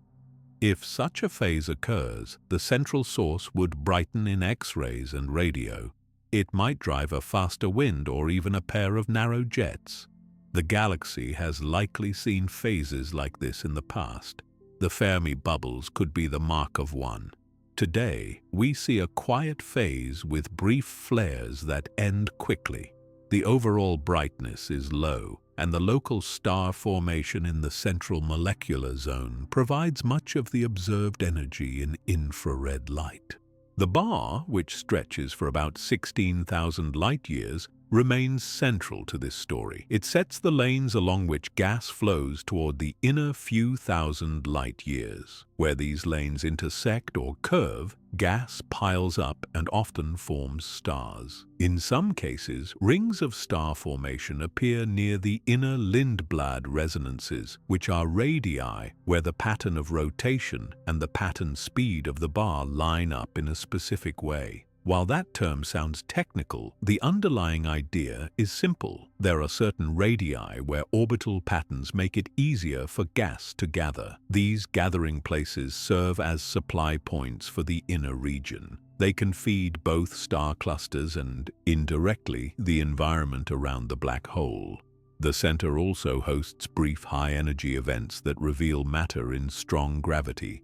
As clumps of gas orbit near the black hole, their brightness can flicker on timescales of minutes. These changes are read as the signs of small hotspots moving fast in a tight orbit. In some flares, polarization of the light, which is the orientation of its waves, rotates with time. This rotation carries information about the magnetic field and about the path the light takes around the black hole. Such detailed signals provide tests of gravity and of how matter behaves in such extreme conditions. The results so far agree with the predictions of general relativity in this regime. All these features sit in a broader context of the Milky Way's energy budget. Young, massive stars inject power through radiation and winds. Supernovae add more. The bar moves gas around. The black hole adds sharp, brief spikes when it flares and may have driven stronger outbursts in the past. The magnetic field stores and transports energy and shapes the paths of cosmic rays. The hot halo receives energy from these sources and may, in turn, supply gas back to the disk as it cools. Knowing the strengths and directions of these flows helps explain the shapes we see at every scale, from the narrow filaments near the center to the giant lobes above and below the plane. The center also anchors our distance scale and our speed scale. The mass of the black hole found from the motions of stars like S2 helps set calibration points for methods that weigh other galaxies. The orbits measured so close to the black hole establish how gravity works in strong fields. The same techniques, when used farther out on clouds and clusters, trace the pull of the Milky Way's overall mass. Near the center, stars and gas move under the combined gravity of the bulge, the bar, and the black hole. Farther out, the disk's mass dominates, and beyond that, an unseen mass component becomes important. This changing balance shows up in how rotation speeds change with distance from the center. Standing back, the picture is calm and ordered, even though it contains very energetic parts. A compact object with a mass of about 4.3 million suns sits at the heart. It is quiet now, with brief flares, but it leaves clear marks in the motions of nearby stars and in the image from the Event Horizon telescope. Two vast lobes of high-energy emission rise above and below the plane for about 25,000 light-years. They most likely record an episode of stronger central activity within the past few million to few tens of millions of years. A hot halo near 1 million Kelvin surrounds the visible galaxy out to about 200,000 light-years and holds a large store of gas. A magnetic field of a few micro-gas threads the disk and halo and guides cosmic rays. Gas flows along the bar feed the inner regions in steps. Star formation in the central molecular zone ebbs and flows. Together, these facts form a coherent account of the Milky Way's center and its large-scale energy features. From the center outward, motion is the thread that ties the story together. Orbits of stars near the black hole, flows of gas along the bar, the rise of the Fermi bubbles into the halo, and the slow drift of hot gas all respond to gravity. By following these motions across the entire galaxy, not just near the core, we can weigh the mass that produces them and see how it is arranged. How fast does our galaxy spin, and what does that tell us about what it is made of? From the crowded center we just explored, out through the bar, the bulge, the thin disk, and into the outskirts, everything moves under gravity. Stars and gas circle the center on long paths. If we take all these speeds and plot how fast things move at different distances from the center, we get what astronomers call a rotation curve. This curve is a simple idea. It shows orbital speed as a function of radius. Reading this curve tells us how mass is arranged because gravity sets the speeds needed to stay in orbit. To make such a curve, we need many measurements of motion. Some of the most useful come from light that shifts slightly in color when the source moves toward or away from us. This shift is small but can be measured in spectra, which are detailed spreads of color. Cold atomic hydrogen gas gives a clear line at a wavelength of 21 centimeters. That line passes through dust and can be seen across the disk. By measuring how its color shifts, we obtain the speed along our line of sight. For warm and ionized gas, other lines serve the same purpose. For stars, their absorption lines carry the shift. To turn speeds into a map, we also need distances. Parallax for masers in newborn star systems gives precise distances in many parts of the disk. Space astrometry provides distances and motions for huge numbers of stars. With these tools, we can collect many points across the galaxy and build a rotation curve. Near the Sun, the typical circular speed around the center is about 230 kilometers per second. As we look farther out, something striking appears. The speeds do not drop in the way we would expect if only the visible stars and gas were present. Instead, the rotation curve stays almost level over a wide range of radii. This behavior tells us that there is more mass than we can see in stars and gas. The extra mass does not shine. It does not absorb or emit light in a way we can easily detect. Yet, its gravity is real. We call this unseen mass dark matter. The presence of dark matter is not an assumption added to fit the data. It is a conclusion from the motions we measure. Without it, the outer parts would not move as fast as they do.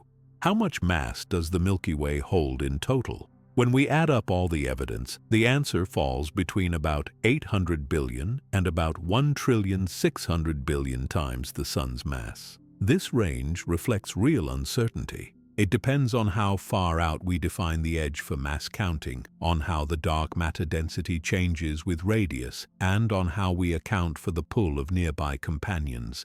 Even within this range, the message is clear. Most of the galaxy's mass is not in the stars we see. It lies in a large, extended halo of dark matter that surrounds the visible disk and bulge. Another way to sense the depth of the Milky Way's gravity is to ask how fast something near the Sun must move to escape. The escape speed is the minimum speed needed to climb out of the galaxy's gravity well without further push.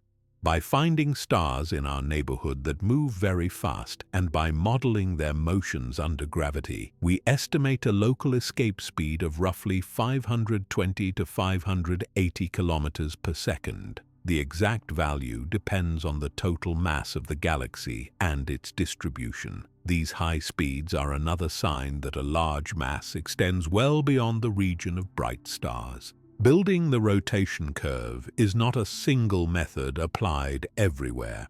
Inside the Sun's orbit, lines of sight can be arranged so that they are tangent to circular paths of gas. At those tangent points, the measured speed along the line of sight closely reflects the true orbital speed. This method uses the 21-centimeter line and other radio lines to map much of the inner rotation. Outside the Sun's orbit, this tangent method does not work. There, we rely on distances to masses in star-forming regions, on distances to open clusters, and on the combined motions of stars with measured parallax. Each of these has its own uncertainties. Masses give very precise points but are limited to places where massive stars are forming.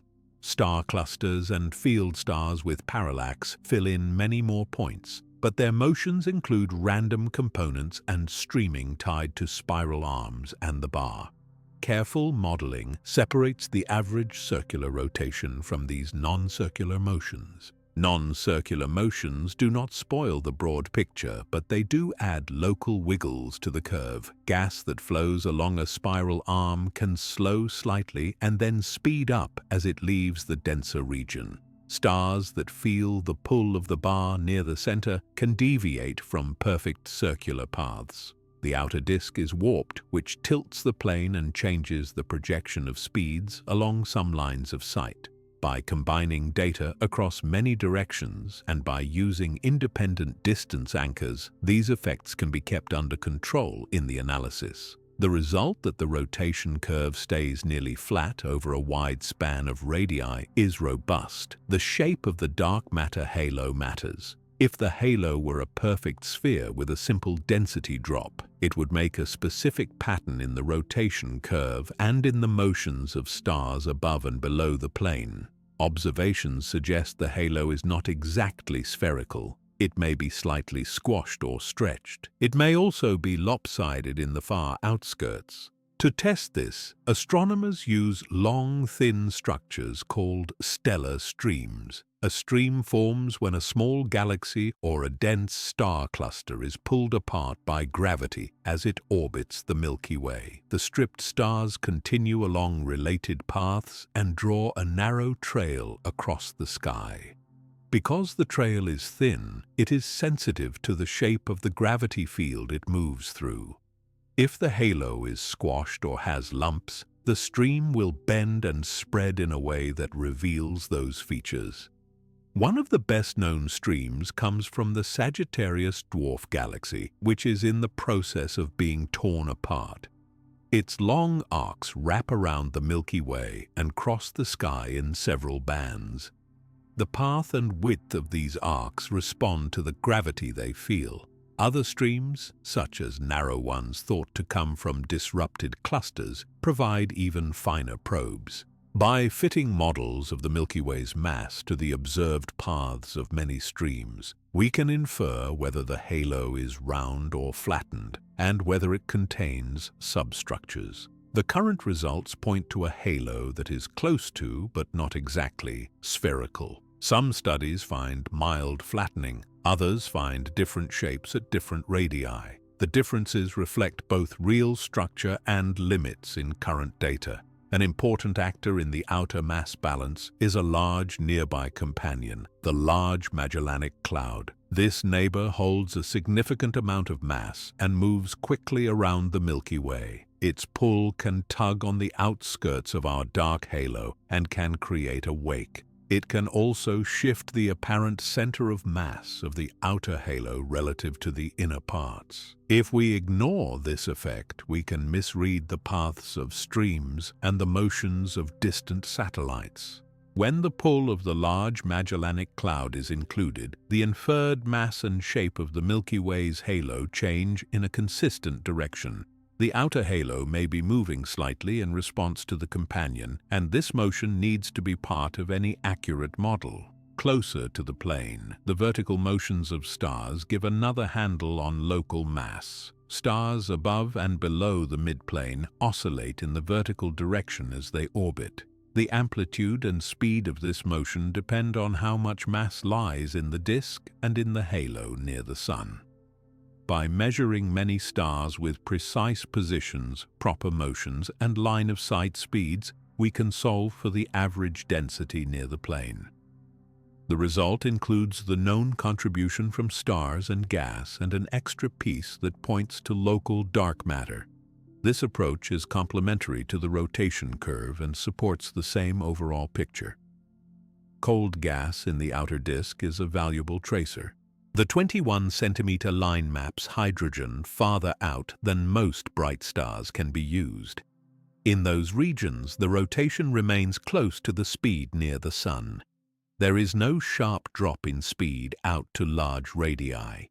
The warp of the outer disk adds complexity by changing the orientation of the gas layer. Once accounted for, the message remains steady. The outer disk moves fast enough to require a mass distribution that extends far beyond the optical edge of the galaxy. Satellite galaxies and distant globular clusters also help. Their orbits and speeds at large distances respond to the total mass inside their paths. By collecting their positions and speeds, we can set boundaries on the Milky Way's mass out to very large radii. These boundaries are consistent with the total mass range given earlier.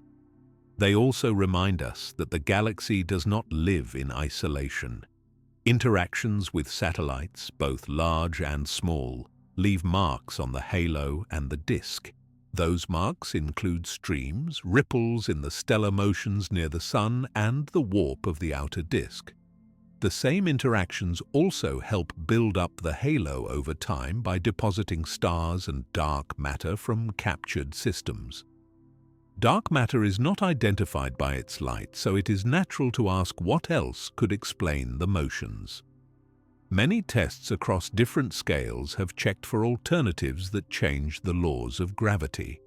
In the Milky Way, the combined weight of evidence from the rotation curve, the vertical motions near the plane, the speeds of distant satellites, and the behavior of stellar streams is best explained by an extended halo of unseen mass. The details of the halo's exact shape and its fine structure are still being refined, but its presence is well supported. The flat rotation curve is not the only sign of extra mass. The escape speed near the Sun, the persistence of high speeds in the outer gas, and the paths of streams all point in the same direction. No single data set carries the whole load. Put together, they give a coherent picture of a massive dark halo that dominates the gravity beyond the inner disk and bulge. Inside the inner few thousand light-years, the central mass and the bulge matter strongly. At the Sun's radius and beyond, the dark matter halo takes over most of the pull. This change in dominance with radius is what the rotation curve records. It also helps to note how the bar and spiral arms influence motions. They add organized deviations on top of the main circular flow. Near the ends of the bar, gas lanes show streaming toward the center. Along the arms, gas slows and speeds up slightly as it enters and leaves denser regions. These patterns can shift measured speeds by a few tens of kilometers per second locally.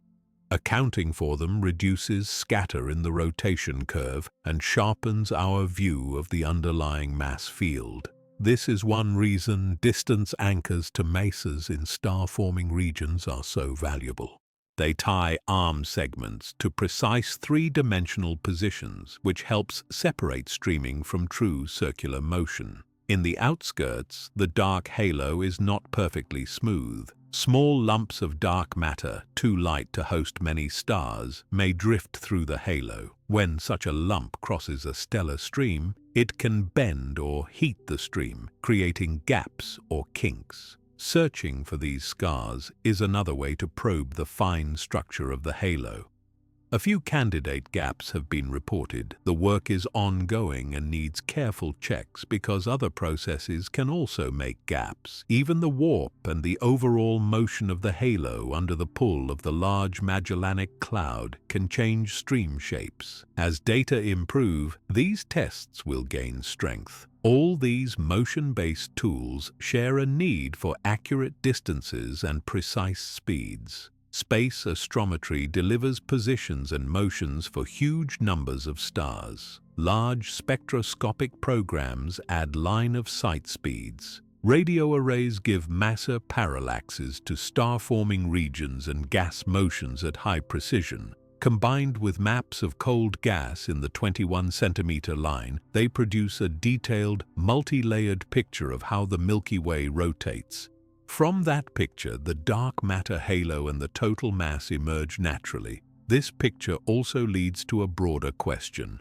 How did the halo form and grow to its present size? And how did the Milky Way gather the mass that now sets its rotation? The answer lies in its assembly history. Streams that trace the halo come from past mergers. Ripples in the disk record past passages of satellites. The distribution of old metal-poor stars in the inner halo marks major events from long ago. The number and orbits of globular clusters keep a record of early times. The warp of the outer disk and the wave-like motions near the Sun point to recent encounters that have not yet faded. The same motions that weigh the galaxy also tell the story of how it was built. How did the Milky Way grow into the shape we see today? The motions that let us weigh the galaxy also carry a record of its past. Stars move in patterns that reflect where they were born and what has happened to them since. Gas flows along paths set by gravity and by past encounters. When we read these motions with care, and when we add the chemical makeup of stars, we see a story of assembly that spans billions of years and reaches into our local neighborhood. The Milky Way did not form all at once. It grew by gathering smaller systems. Some were merged gently. Others were torn apart in steps that left streams of stars across the sky. A major event in this growth is known by a long name that is a label for a set of clues: Gaia Sausage Enceladus. This label refers to stars that move on orbits that plunge inward and outward through the inner halo. They have chemical fingerprints that point to birth outside the Milky Way's main early disk. Their motions and chemistry together suggest that a system about a tenth the size of the early Milky Way fell in and was broken up. The timing for this event is placed at about 8 to 10 billion years ago. That span comes from dating the stars involved using their brightness, colors, and chemical patterns. The debris now fills much of the inner halo and even mixes with the outer thick disk. The word halo here means the sparse, extended population of stars that surrounds the visible disk and bulge. Halo stars tend to be old and to have a low share of heavy elements such as iron. In the inner halo, many of the stars from the old merger show higher shares of oxygen and magnesium relative to iron, which is a sign of rapid enrichment in their birth system before it was captured. Their orbits are elongated and are tilted at many angles to the disk. They carry the memory of a violent time when the galaxy was still assembling its mass and building its main layers. The halo also contains very old, very metal-poor stars. When astronomers say metal in this context, they mean any element heavier than hydrogen and helium. Some halo stars have only a tiny fraction of the Sun's iron content. They likely formed soon after the first gas clouds cooled enough to make stars in the Milky Way's early building blocks. Finding these stars is a window into conditions that existed near the beginning of star formation in our galaxy. Their chemistry tells us about the first generations of stars that exploded and spread heavy elements into the gas. Bound star clusters add another record. The Milky Way hosts about 150 to 160 globular clusters. These are dense balls of very old stars. Many orbit far from the plane. Their ages are large, often more than 10 billion years. Some clusters likely formed in the Milky Way's early halo. Others were brought in by small galaxies that merged later. Clusters that share similar orbits and similar chemistry can be grouped together and linked to a common origin. By tracing the paths of these groups, we can outline the timing and scale of past accretion events. The distribution of clusters, both in space and in age, supports a long growth history with several significant additions. Not all past visitors have left only clusters behind. Some continue to shed stars as they fall apart under the Milky Way's gravity. The Sagittarius dwarf galaxy is the clearest case. Its streams wrap around the sky in multiple layers. These star trails are long, thin features that move under the combined pull of the disk, bulge, and dark halo. Their paths and thicknesses reveal the shape of the mass around them. Their chemistry links them to the core of the Sagittarius dwarf. They also tell us that the encounter is ongoing and that the dwarf's repeated passages through the disk can stir motions in the stars that live here. This stirring shows itself as ripples in the motions of stars near the Sun. Precise maps built from spaceborne astrometry reveal patterns in how stars move vertically and sideways. In some plots that show speed against position, the stars form curved or spiral-like shapes. These shapes are signatures of waves passing through the disk. Likely causes include the repeated pull of the Sagittarius dwarf galaxy as it orbits and crosses the plane, and the influence of the Large Magellanic Cloud, which is a massive companion moving quickly around the Milky Way. The waves are not huge. They are gentle tilts in the average speeds and small density shifts. Yet their presence shows that the disk is still responding to recent encounters. It has not settled into a static state. On larger scales, the outer disk is bent. This bend is called a warp. One side of the disk is displaced upward from the main midplane, and the other side is displaced downward. The bend grows toward the edge and reaches several thousand light-years in amplitude. The warp appears in cold gas maps first because gas extends farther out than most stars. It also appears in the distribution of young stars and even in older populations when traced to large radii. The likely causes again point to interactions.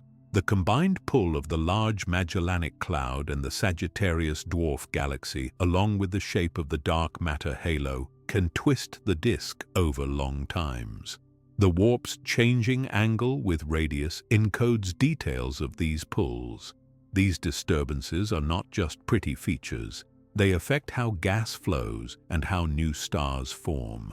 Where a wave compresses the disk even slightly, gas density can rise and make cloud formation easier. Where a wave stretches the disk, gas density can drop and make collapse less likely. The warp changes which lines of sight pass through the densest parts of the plane. In some directions, it lifts the gas layer above the nominal plane.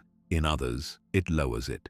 Careful maps of the warp and ripples are now part of any plan to interpret star counts and gas flows in the outer disk. While the halo and the warp tell the story of large-scale assembly, our immediate neighborhood holds a recent chapter. The Sun sits inside a low-density cavity called the local bubble. This cavity is about 1,000 light-years across in its longest dimension.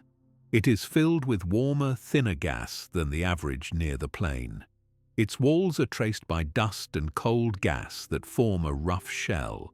Along this shell, several nearby clouds are now forming stars. Two of the best known are the Taurus cloud and the Ophiuchus complex. The edge also includes other named clouds that lie toward Orion and Perseus. Three-dimensional dust maps and the positions of young stars outline this structure in space.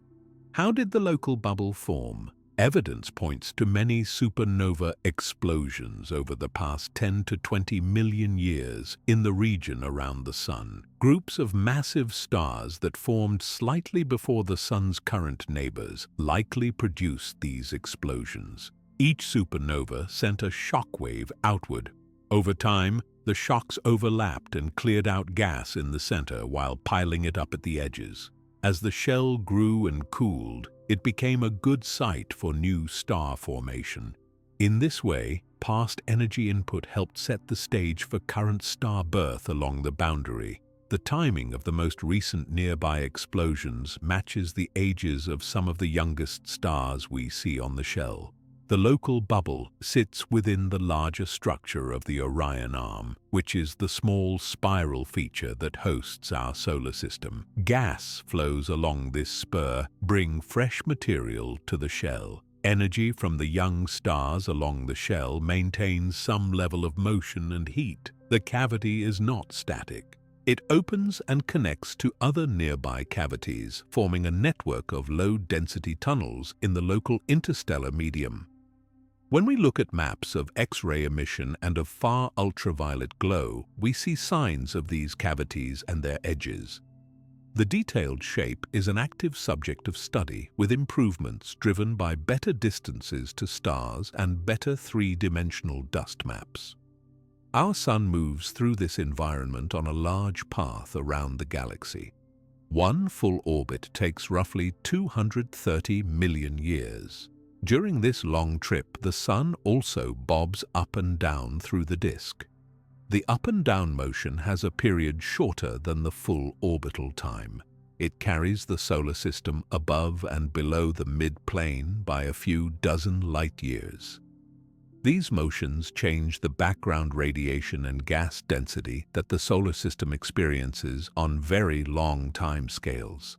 The changes are modest, but they form part of the long view of the solar system's environment. The Sun's current location within the local bubble means that the nearest interstellar gas is thinner than average. Typical densities are lower than 1 atom per cubic centimeter. There is dust in this gas, but the amount is small. At the same time, the presence of nearby star-forming clouds at the bubble's edge means that young stars, some with strong winds and occasional flares, are not far in space.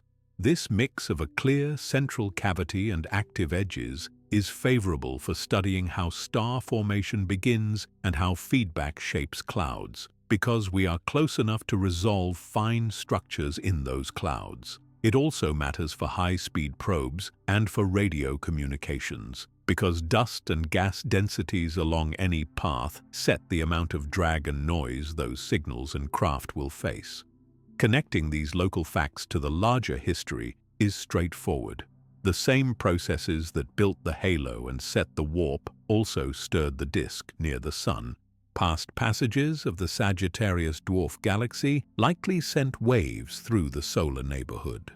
The same is true for the pull of the large Magellanic Cloud, whose motion can tug on the outer halo and shift the patterns in the outer disk. These slow changes do not threaten the stability of the solar system. but they do affect how we interpret motions of stars near us. Some of the wave-like features seen in speed maps near the Sun may still be fading from a passage that happened a few 100 million years ago. Globular clusters, streams, and dwarf galaxies continue to circle the Milky Way and bring in new stars. Their outer parts are stripped to make streams. Their inner cores may survive for many orbits before they dissolve. This ongoing infall adds to the halo and sometimes perturbs the disk in small ways. Chemical studies of stars in these satellites and streams reveal a range of heavy element shares and star formation histories. Some show slow enrichment. Others show brief, intense periods of star formation. When their stars join the Milky Way, they add these patterns to the mix. The thick disk, which is the older, puffier layer above and below the thin disk, may record both internal heating over time and past mergers. Its stars show lower heavy element content on average and higher relative shares of oxygen and magnesium. Their higher up and down speeds keep them farther from the plane. Some stars in the thick disk may have been born in the thin disk and later heated by encounters and waves. Others may have been brought in from captured systems and settled into disk-like paths over long periods. Sorting out these contributions uses motions, chemistry, and ages together. Through all of this, the overall structure stays recognizable. The thin disk continues to form stars from cold gas that flows along spiral arms and into regions set by the bar. The thick disk holds older stars with wider paths. The bulge and bar shape the center. The halo spreads far outward with a very low density of stars and an extended dark matter mass. Disturbances layer on top of this structure without erasing it. They give the disk its warp and its ripples. They add streams to the halo. They carve cavities in the gas near the Sun. Understanding this assembly history matters for more than a clear picture of the past. It sets the environment that planets and life experience. The rate of supernovae, the presence of hot gas, and the pattern of cosmic rays are tied to where and when stars formed and died. Regions close to the center may face more intense radiation and more frequent energetic events. Regions far in the outer disk may have less heavy element content and less raw material to build planets. Between these extremes lies a broad zone where conditions are calmer and materials are plentiful. These ideas form the base for thinking about where stable planetary systems might be common. Knowledge of the local structure also supports navigation and planning for exploration beyond the solar system. Dense star catalogues provide reference points. The steady pulses of some dead stars, called pulsars, offer timing beacons. Maps of dust and gas show safe lines of sight for communications and guide the design of shielding for fast craft that will cross the interstellar medium. The local bubble's shape and contents set the immediate background through which any probe would travel first. Regions where gas and dust are thinner may be preferred paths. Regions where clouds lie nearby may be targets for study because star formation is active there. The Milky Way's past and present are written into the motions and the chemistry of its stars, into the bends of its disk, and into the cavities and clouds of its gas. Our place within this pattern is well defined. We orbit at a distance from the center that gives a broad view of both inner and outer regions. We sit in a local cavity that offers clear lines of sight to nearby clouds. We share the disk with waves and ripples that gently shift the speeds of stars around us. From this vantage point, it is natural to ask where planets thrive, how often large planets and small rocky worlds form, and how the galactic setting helps or hinders complex chemistry and stable climates. Where in our galaxy are planets most likely to thrive? This question links the history of the Milky Way to the lives of stars and the worlds around them. It asks how chemistry, radiation, and time work together across the disk and the bulge. It also leads to practical needs. To judge habitability, we must know where stars are, how old they are, and what elements they carry. To reach them, even with robotic probes, we must know how to find our way and how to protect our craft in the interstellar medium. The answers come from careful maps, from steady monitoring of the sky, and from many lines of modest evidence that add up. One strong trend rises from studies of planets around nearby stars. Large gas giants, the size of Jupiter and above, are found more often around stars that have a higher share of elements heavier than hydrogen and helium. Astronomers call this heavy element share metallicity. It is a simple measure that groups together many elements such as iron, oxygen, and silicon. For rocky planets, the trend is different. Small worlds appear around stars across a wide range of heavy element content. This means that the raw materials for rocks exist in many parts of the galaxy. It also means that the presence of a giant planet like Jupiter depends more on a star's birth environment than the presence of small rocky worlds does. These trends suggest a broad galactic habitable zone. This is not a sharp ring in space. It is a wide region where conditions that favor long-lived planetary systems are more common. Near the inner few thousand light-years from the center, radiation fields are stronger on average, supernova explosions have been more frequent over long times, and dense star encounters are more likely. These factors can challenge the stability of planetary atmospheres and orbits. Far in the outer disk, the share of heavy elements drops. There, building rocky planets and complex chemistry may be slower because the raw materials are limited. Between these extremes lies a large zone where heavy elements are sufficient and where the rate of nearby energetic events is lower.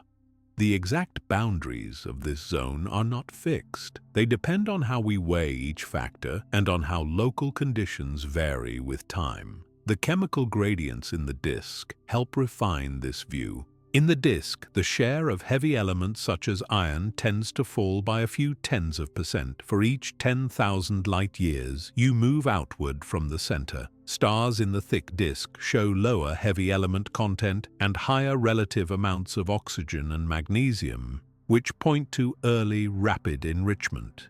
If we want to map where planet formation has been rich over billions of years, we must track these chemical patterns as well as ages.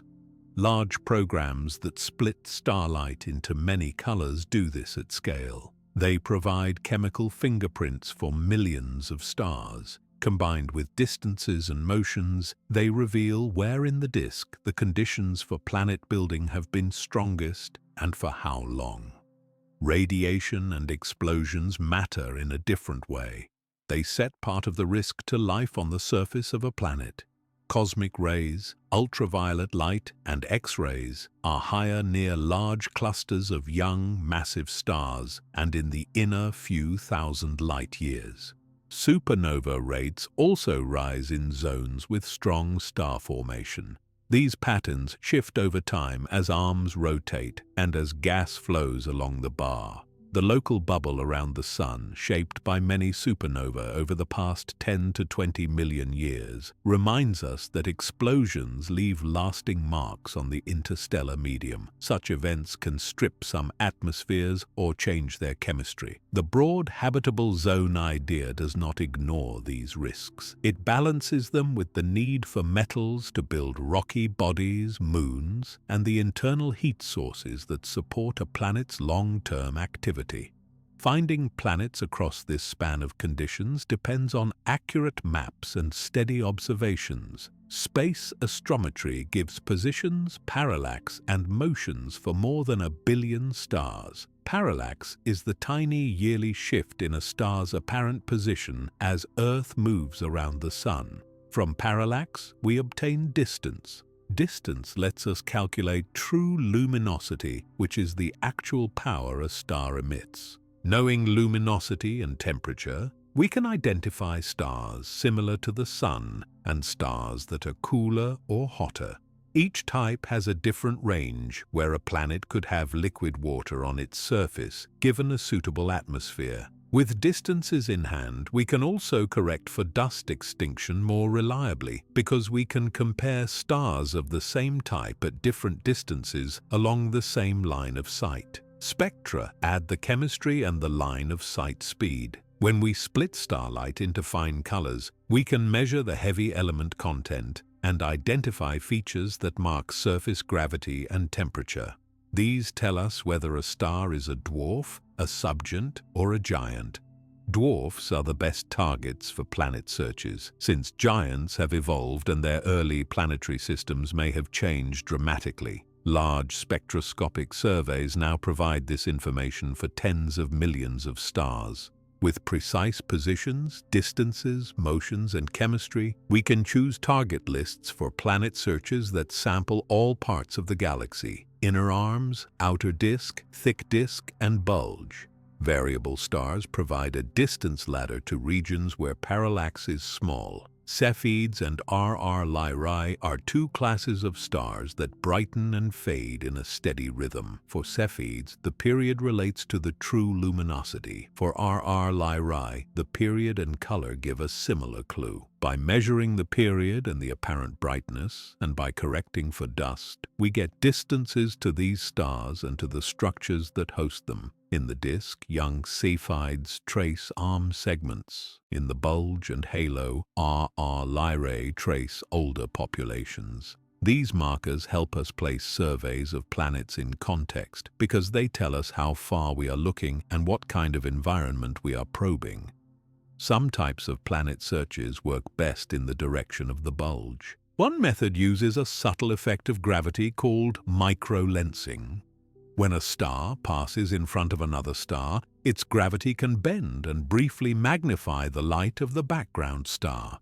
If the foreground star has a planet, the planet can add a short extra feature to the light curve. This signal does not depend on the light of the planet or even on the light of the host star. It depends on alignment. Because the bulge holds many background stars, the chance of useful alignments is higher there. Space telescopes that can watch dense fields in the bulge with stable cadence and high precision are well suited to this work.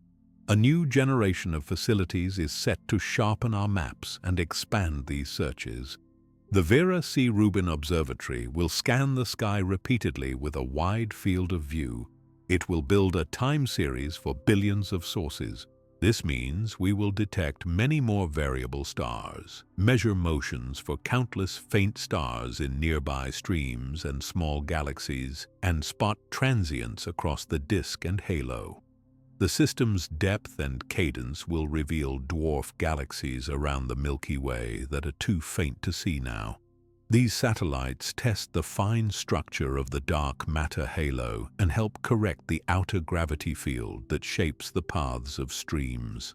The square-kilometer array will focus on radio wavelengths with a special strength in mapping cold hydrogen gas through the 21-centimeter line. It will trace the gas across the disk far into the outskirts and up into the halo. It will measure velocities with high precision and map how gas flows along the bar and through arms. It will also detect and time many more pulsars. Pulsars are dense stellar remnants that emit steady pulses of radio waves. The timing is so regular that pulsars can act as natural clocks. A network of pulsars across the sky provides fixed timing points for navigation and for tests of large-scale gravitational effects. For mapping, pulsars also sample the free electrons along the line of sight. The way their pulses spread and rotate gives the total electron content and the magnetic field direction between us and the pulsar. This information refines our models of the interstellar medium. The Roman Space Telescope will carry a wide-field infrared instrument to space.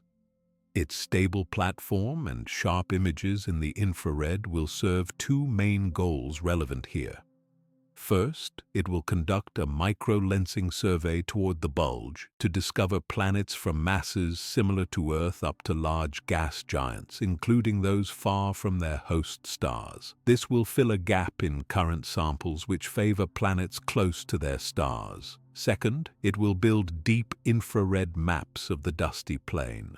These maps will refine three-dimensional dust models by adding stars that are too faint to be seen from the ground and by providing clean photometry that is less affected by the air. The dust maps will benefit any study that needs accurate extinction corrections, including those aimed at the bulge, the far side of the disk, and arm tangents. Together, these facilities will reduce uncertainties in key questions about structure and mass. Better star counts and motions will constrain how spiral arms persist. If arms are long-lived patterns, stars will show specific streaming signatures relative to gas. If arms are more transient, the signatures will differ. Detailed gas maps will measure how flows bend and shock along the bar and into the inner disk. Improved stream maps and new faint satellites will tighten the shape and density of the dark matter halo, including how it responds to the pull of the Large Magellanic Cloud. Each of these gains feeds back into the habitable zone picture because they sharpen our view of the environments that stars and planets experience. Thinking about travel and communications adds another layer. The interstellar medium near the Sun is thin, with typical gas densities around half an atom per cubic centimeter. Dust grains are present in small numbers, but at high speeds they can erode surfaces. For any fast probe, shielding must be designed with these grains in mind. The pattern of gas and dust is not uniform. The local bubble provides a relatively clear path locally. Beyond its edges, clouds increase both gas and dust. Three-dimensional dust maps guide proposed routes by showing where extinction rises quickly with distance and where it stays low for long stretches. Navigation far from the Sun relies on stable reference points. Rich star catalogs give sky positions and motions that can be used for optical navigation. Pulsar timing provides radio beacons with known pulse patterns. By comparing observed pulse times to expected times, a craft can solve for its position. X-ray and radio pulsars both have roles with different instrument needs. Quasars, which are distant active galaxies, offer additional fixed points because their positions do not shift over human times. Together, these references form a practical grid. Communications and sensing must account for the diffuse material between stars. Free electrons in the interstellar medium scatter and delay radio waves. The effect grows with path length and with lower radio frequencies. Dust emits a faint glow in the infrared and microwave and adds a foreground for sensors. Maps of these quantities help set frequencies and directions that minimize loss and noise. They also help in planning observations that require very dark backgrounds, such as searches for faint streams or weak signals from distant planets. Radiation environments also enter mission planning. Cosmic rays and solar particles pose risks to electronics and to long-lived instruments. Shielding and timing can reduce these risks. Knowledge of where young star clusters lie and of where past supernovae have carved hot cavities guides choices about when and where to point sensitive detectors. The hot halo, while thin, contains gas that can charge surfaces and produce faint X-ray backgrounds. These are not showstoppers. They are factors to be included in careful designs. All the while, the search for planets will go on across many methods. Transits, where a planet crosses the face of its star and dims it slightly, will continue to find close-in worlds around bright, nearby stars. Radial velocities, which measure the pull of planets on their host stars through tiny speed shifts, will weigh planets and probe orbits. Direct imaging in thermal infrared will reveal some massive young planets far from their stars. Microlensing will add cold planets at larger distances from their stars, especially toward the bulge. Every method benefits from better distances, better dust corrections, and better catalogues of stellar properties. As samples grow, we will test the galactic trends more strongly. Does the rate of giant planets continue to rise with heavy element content when we look toward the inner disk and the bulge? Do rocky planets remain common at low metallicity in the outer disk? How do radiation levels near inner arms and near the bar change the mix of atmospheres that survive? Do planets in the thick disk, whose stars are older and more metal-poor on average, show different distributions than planets in the thin disk? Each question can be framed as a test of how the galactic environment shapes planet formation and survival. This work loops back to the rotation and mass story. Knowing the shape of the dark matter halo sets the gravitational field in which satellites move and streams form. That field, in turn, can affect how the outer gas disk warps and how gas flows back from the hot halo to the disk. Those flows supply future star formation and set where new generations of planets will arise. The bar's pattern speed and the arm pattern speed decide where gas gathers to form stars most efficiently. All of these are dynamical questions. They need precise positions, distances, and speeds. The same data that weigh the galaxy and map its arms also light the way to habitable systems. For exploration, the combination of detailed maps, stable beacons, and knowledge of the interstellar medium gives a framework to move outward safely. Safe lines of sight for communications, realistic shielding for dust, and reliable navigation using pulsars and stars are not science fiction. They are engineering supported by sky surveys and by physical measurements. As we learn more about the distribution of matter, both seen and unseen, and as we refine dust maps and gas maps, routes to nearby stars for instruments and far later for probes become clearer. The Milky Way remains a calm setting when seen in the long average. Its thin disk builds stars at a steady pace. Its thick disk holds older populations. Its bar feeds the center. Its halo sets the outer gravity. Within this setting, planetary systems arise in many places. Heavy element trends point to where giants are more common. The wide spread of rocky worlds points to many chances for small planets. Radiation and explosions vary with location and time, but leave room for long stability in broad zones. Tools that measure positions, distances, motions, chemistry, and time behavior will test these patterns by counting planets and by mapping their environments precisely. The picture is simple in its core idea. Better maps of stars and gas, better measures of motion, and better handling of dust yield a clearer view of where stars live and how they form planets. New facilities will expand this view across the disk and halo. Navigation and mission design draw on the same knowledge to plan safe paths and reliable links. With these pieces in place, the Milky Way is not only a subject to study, it is also a chart to use.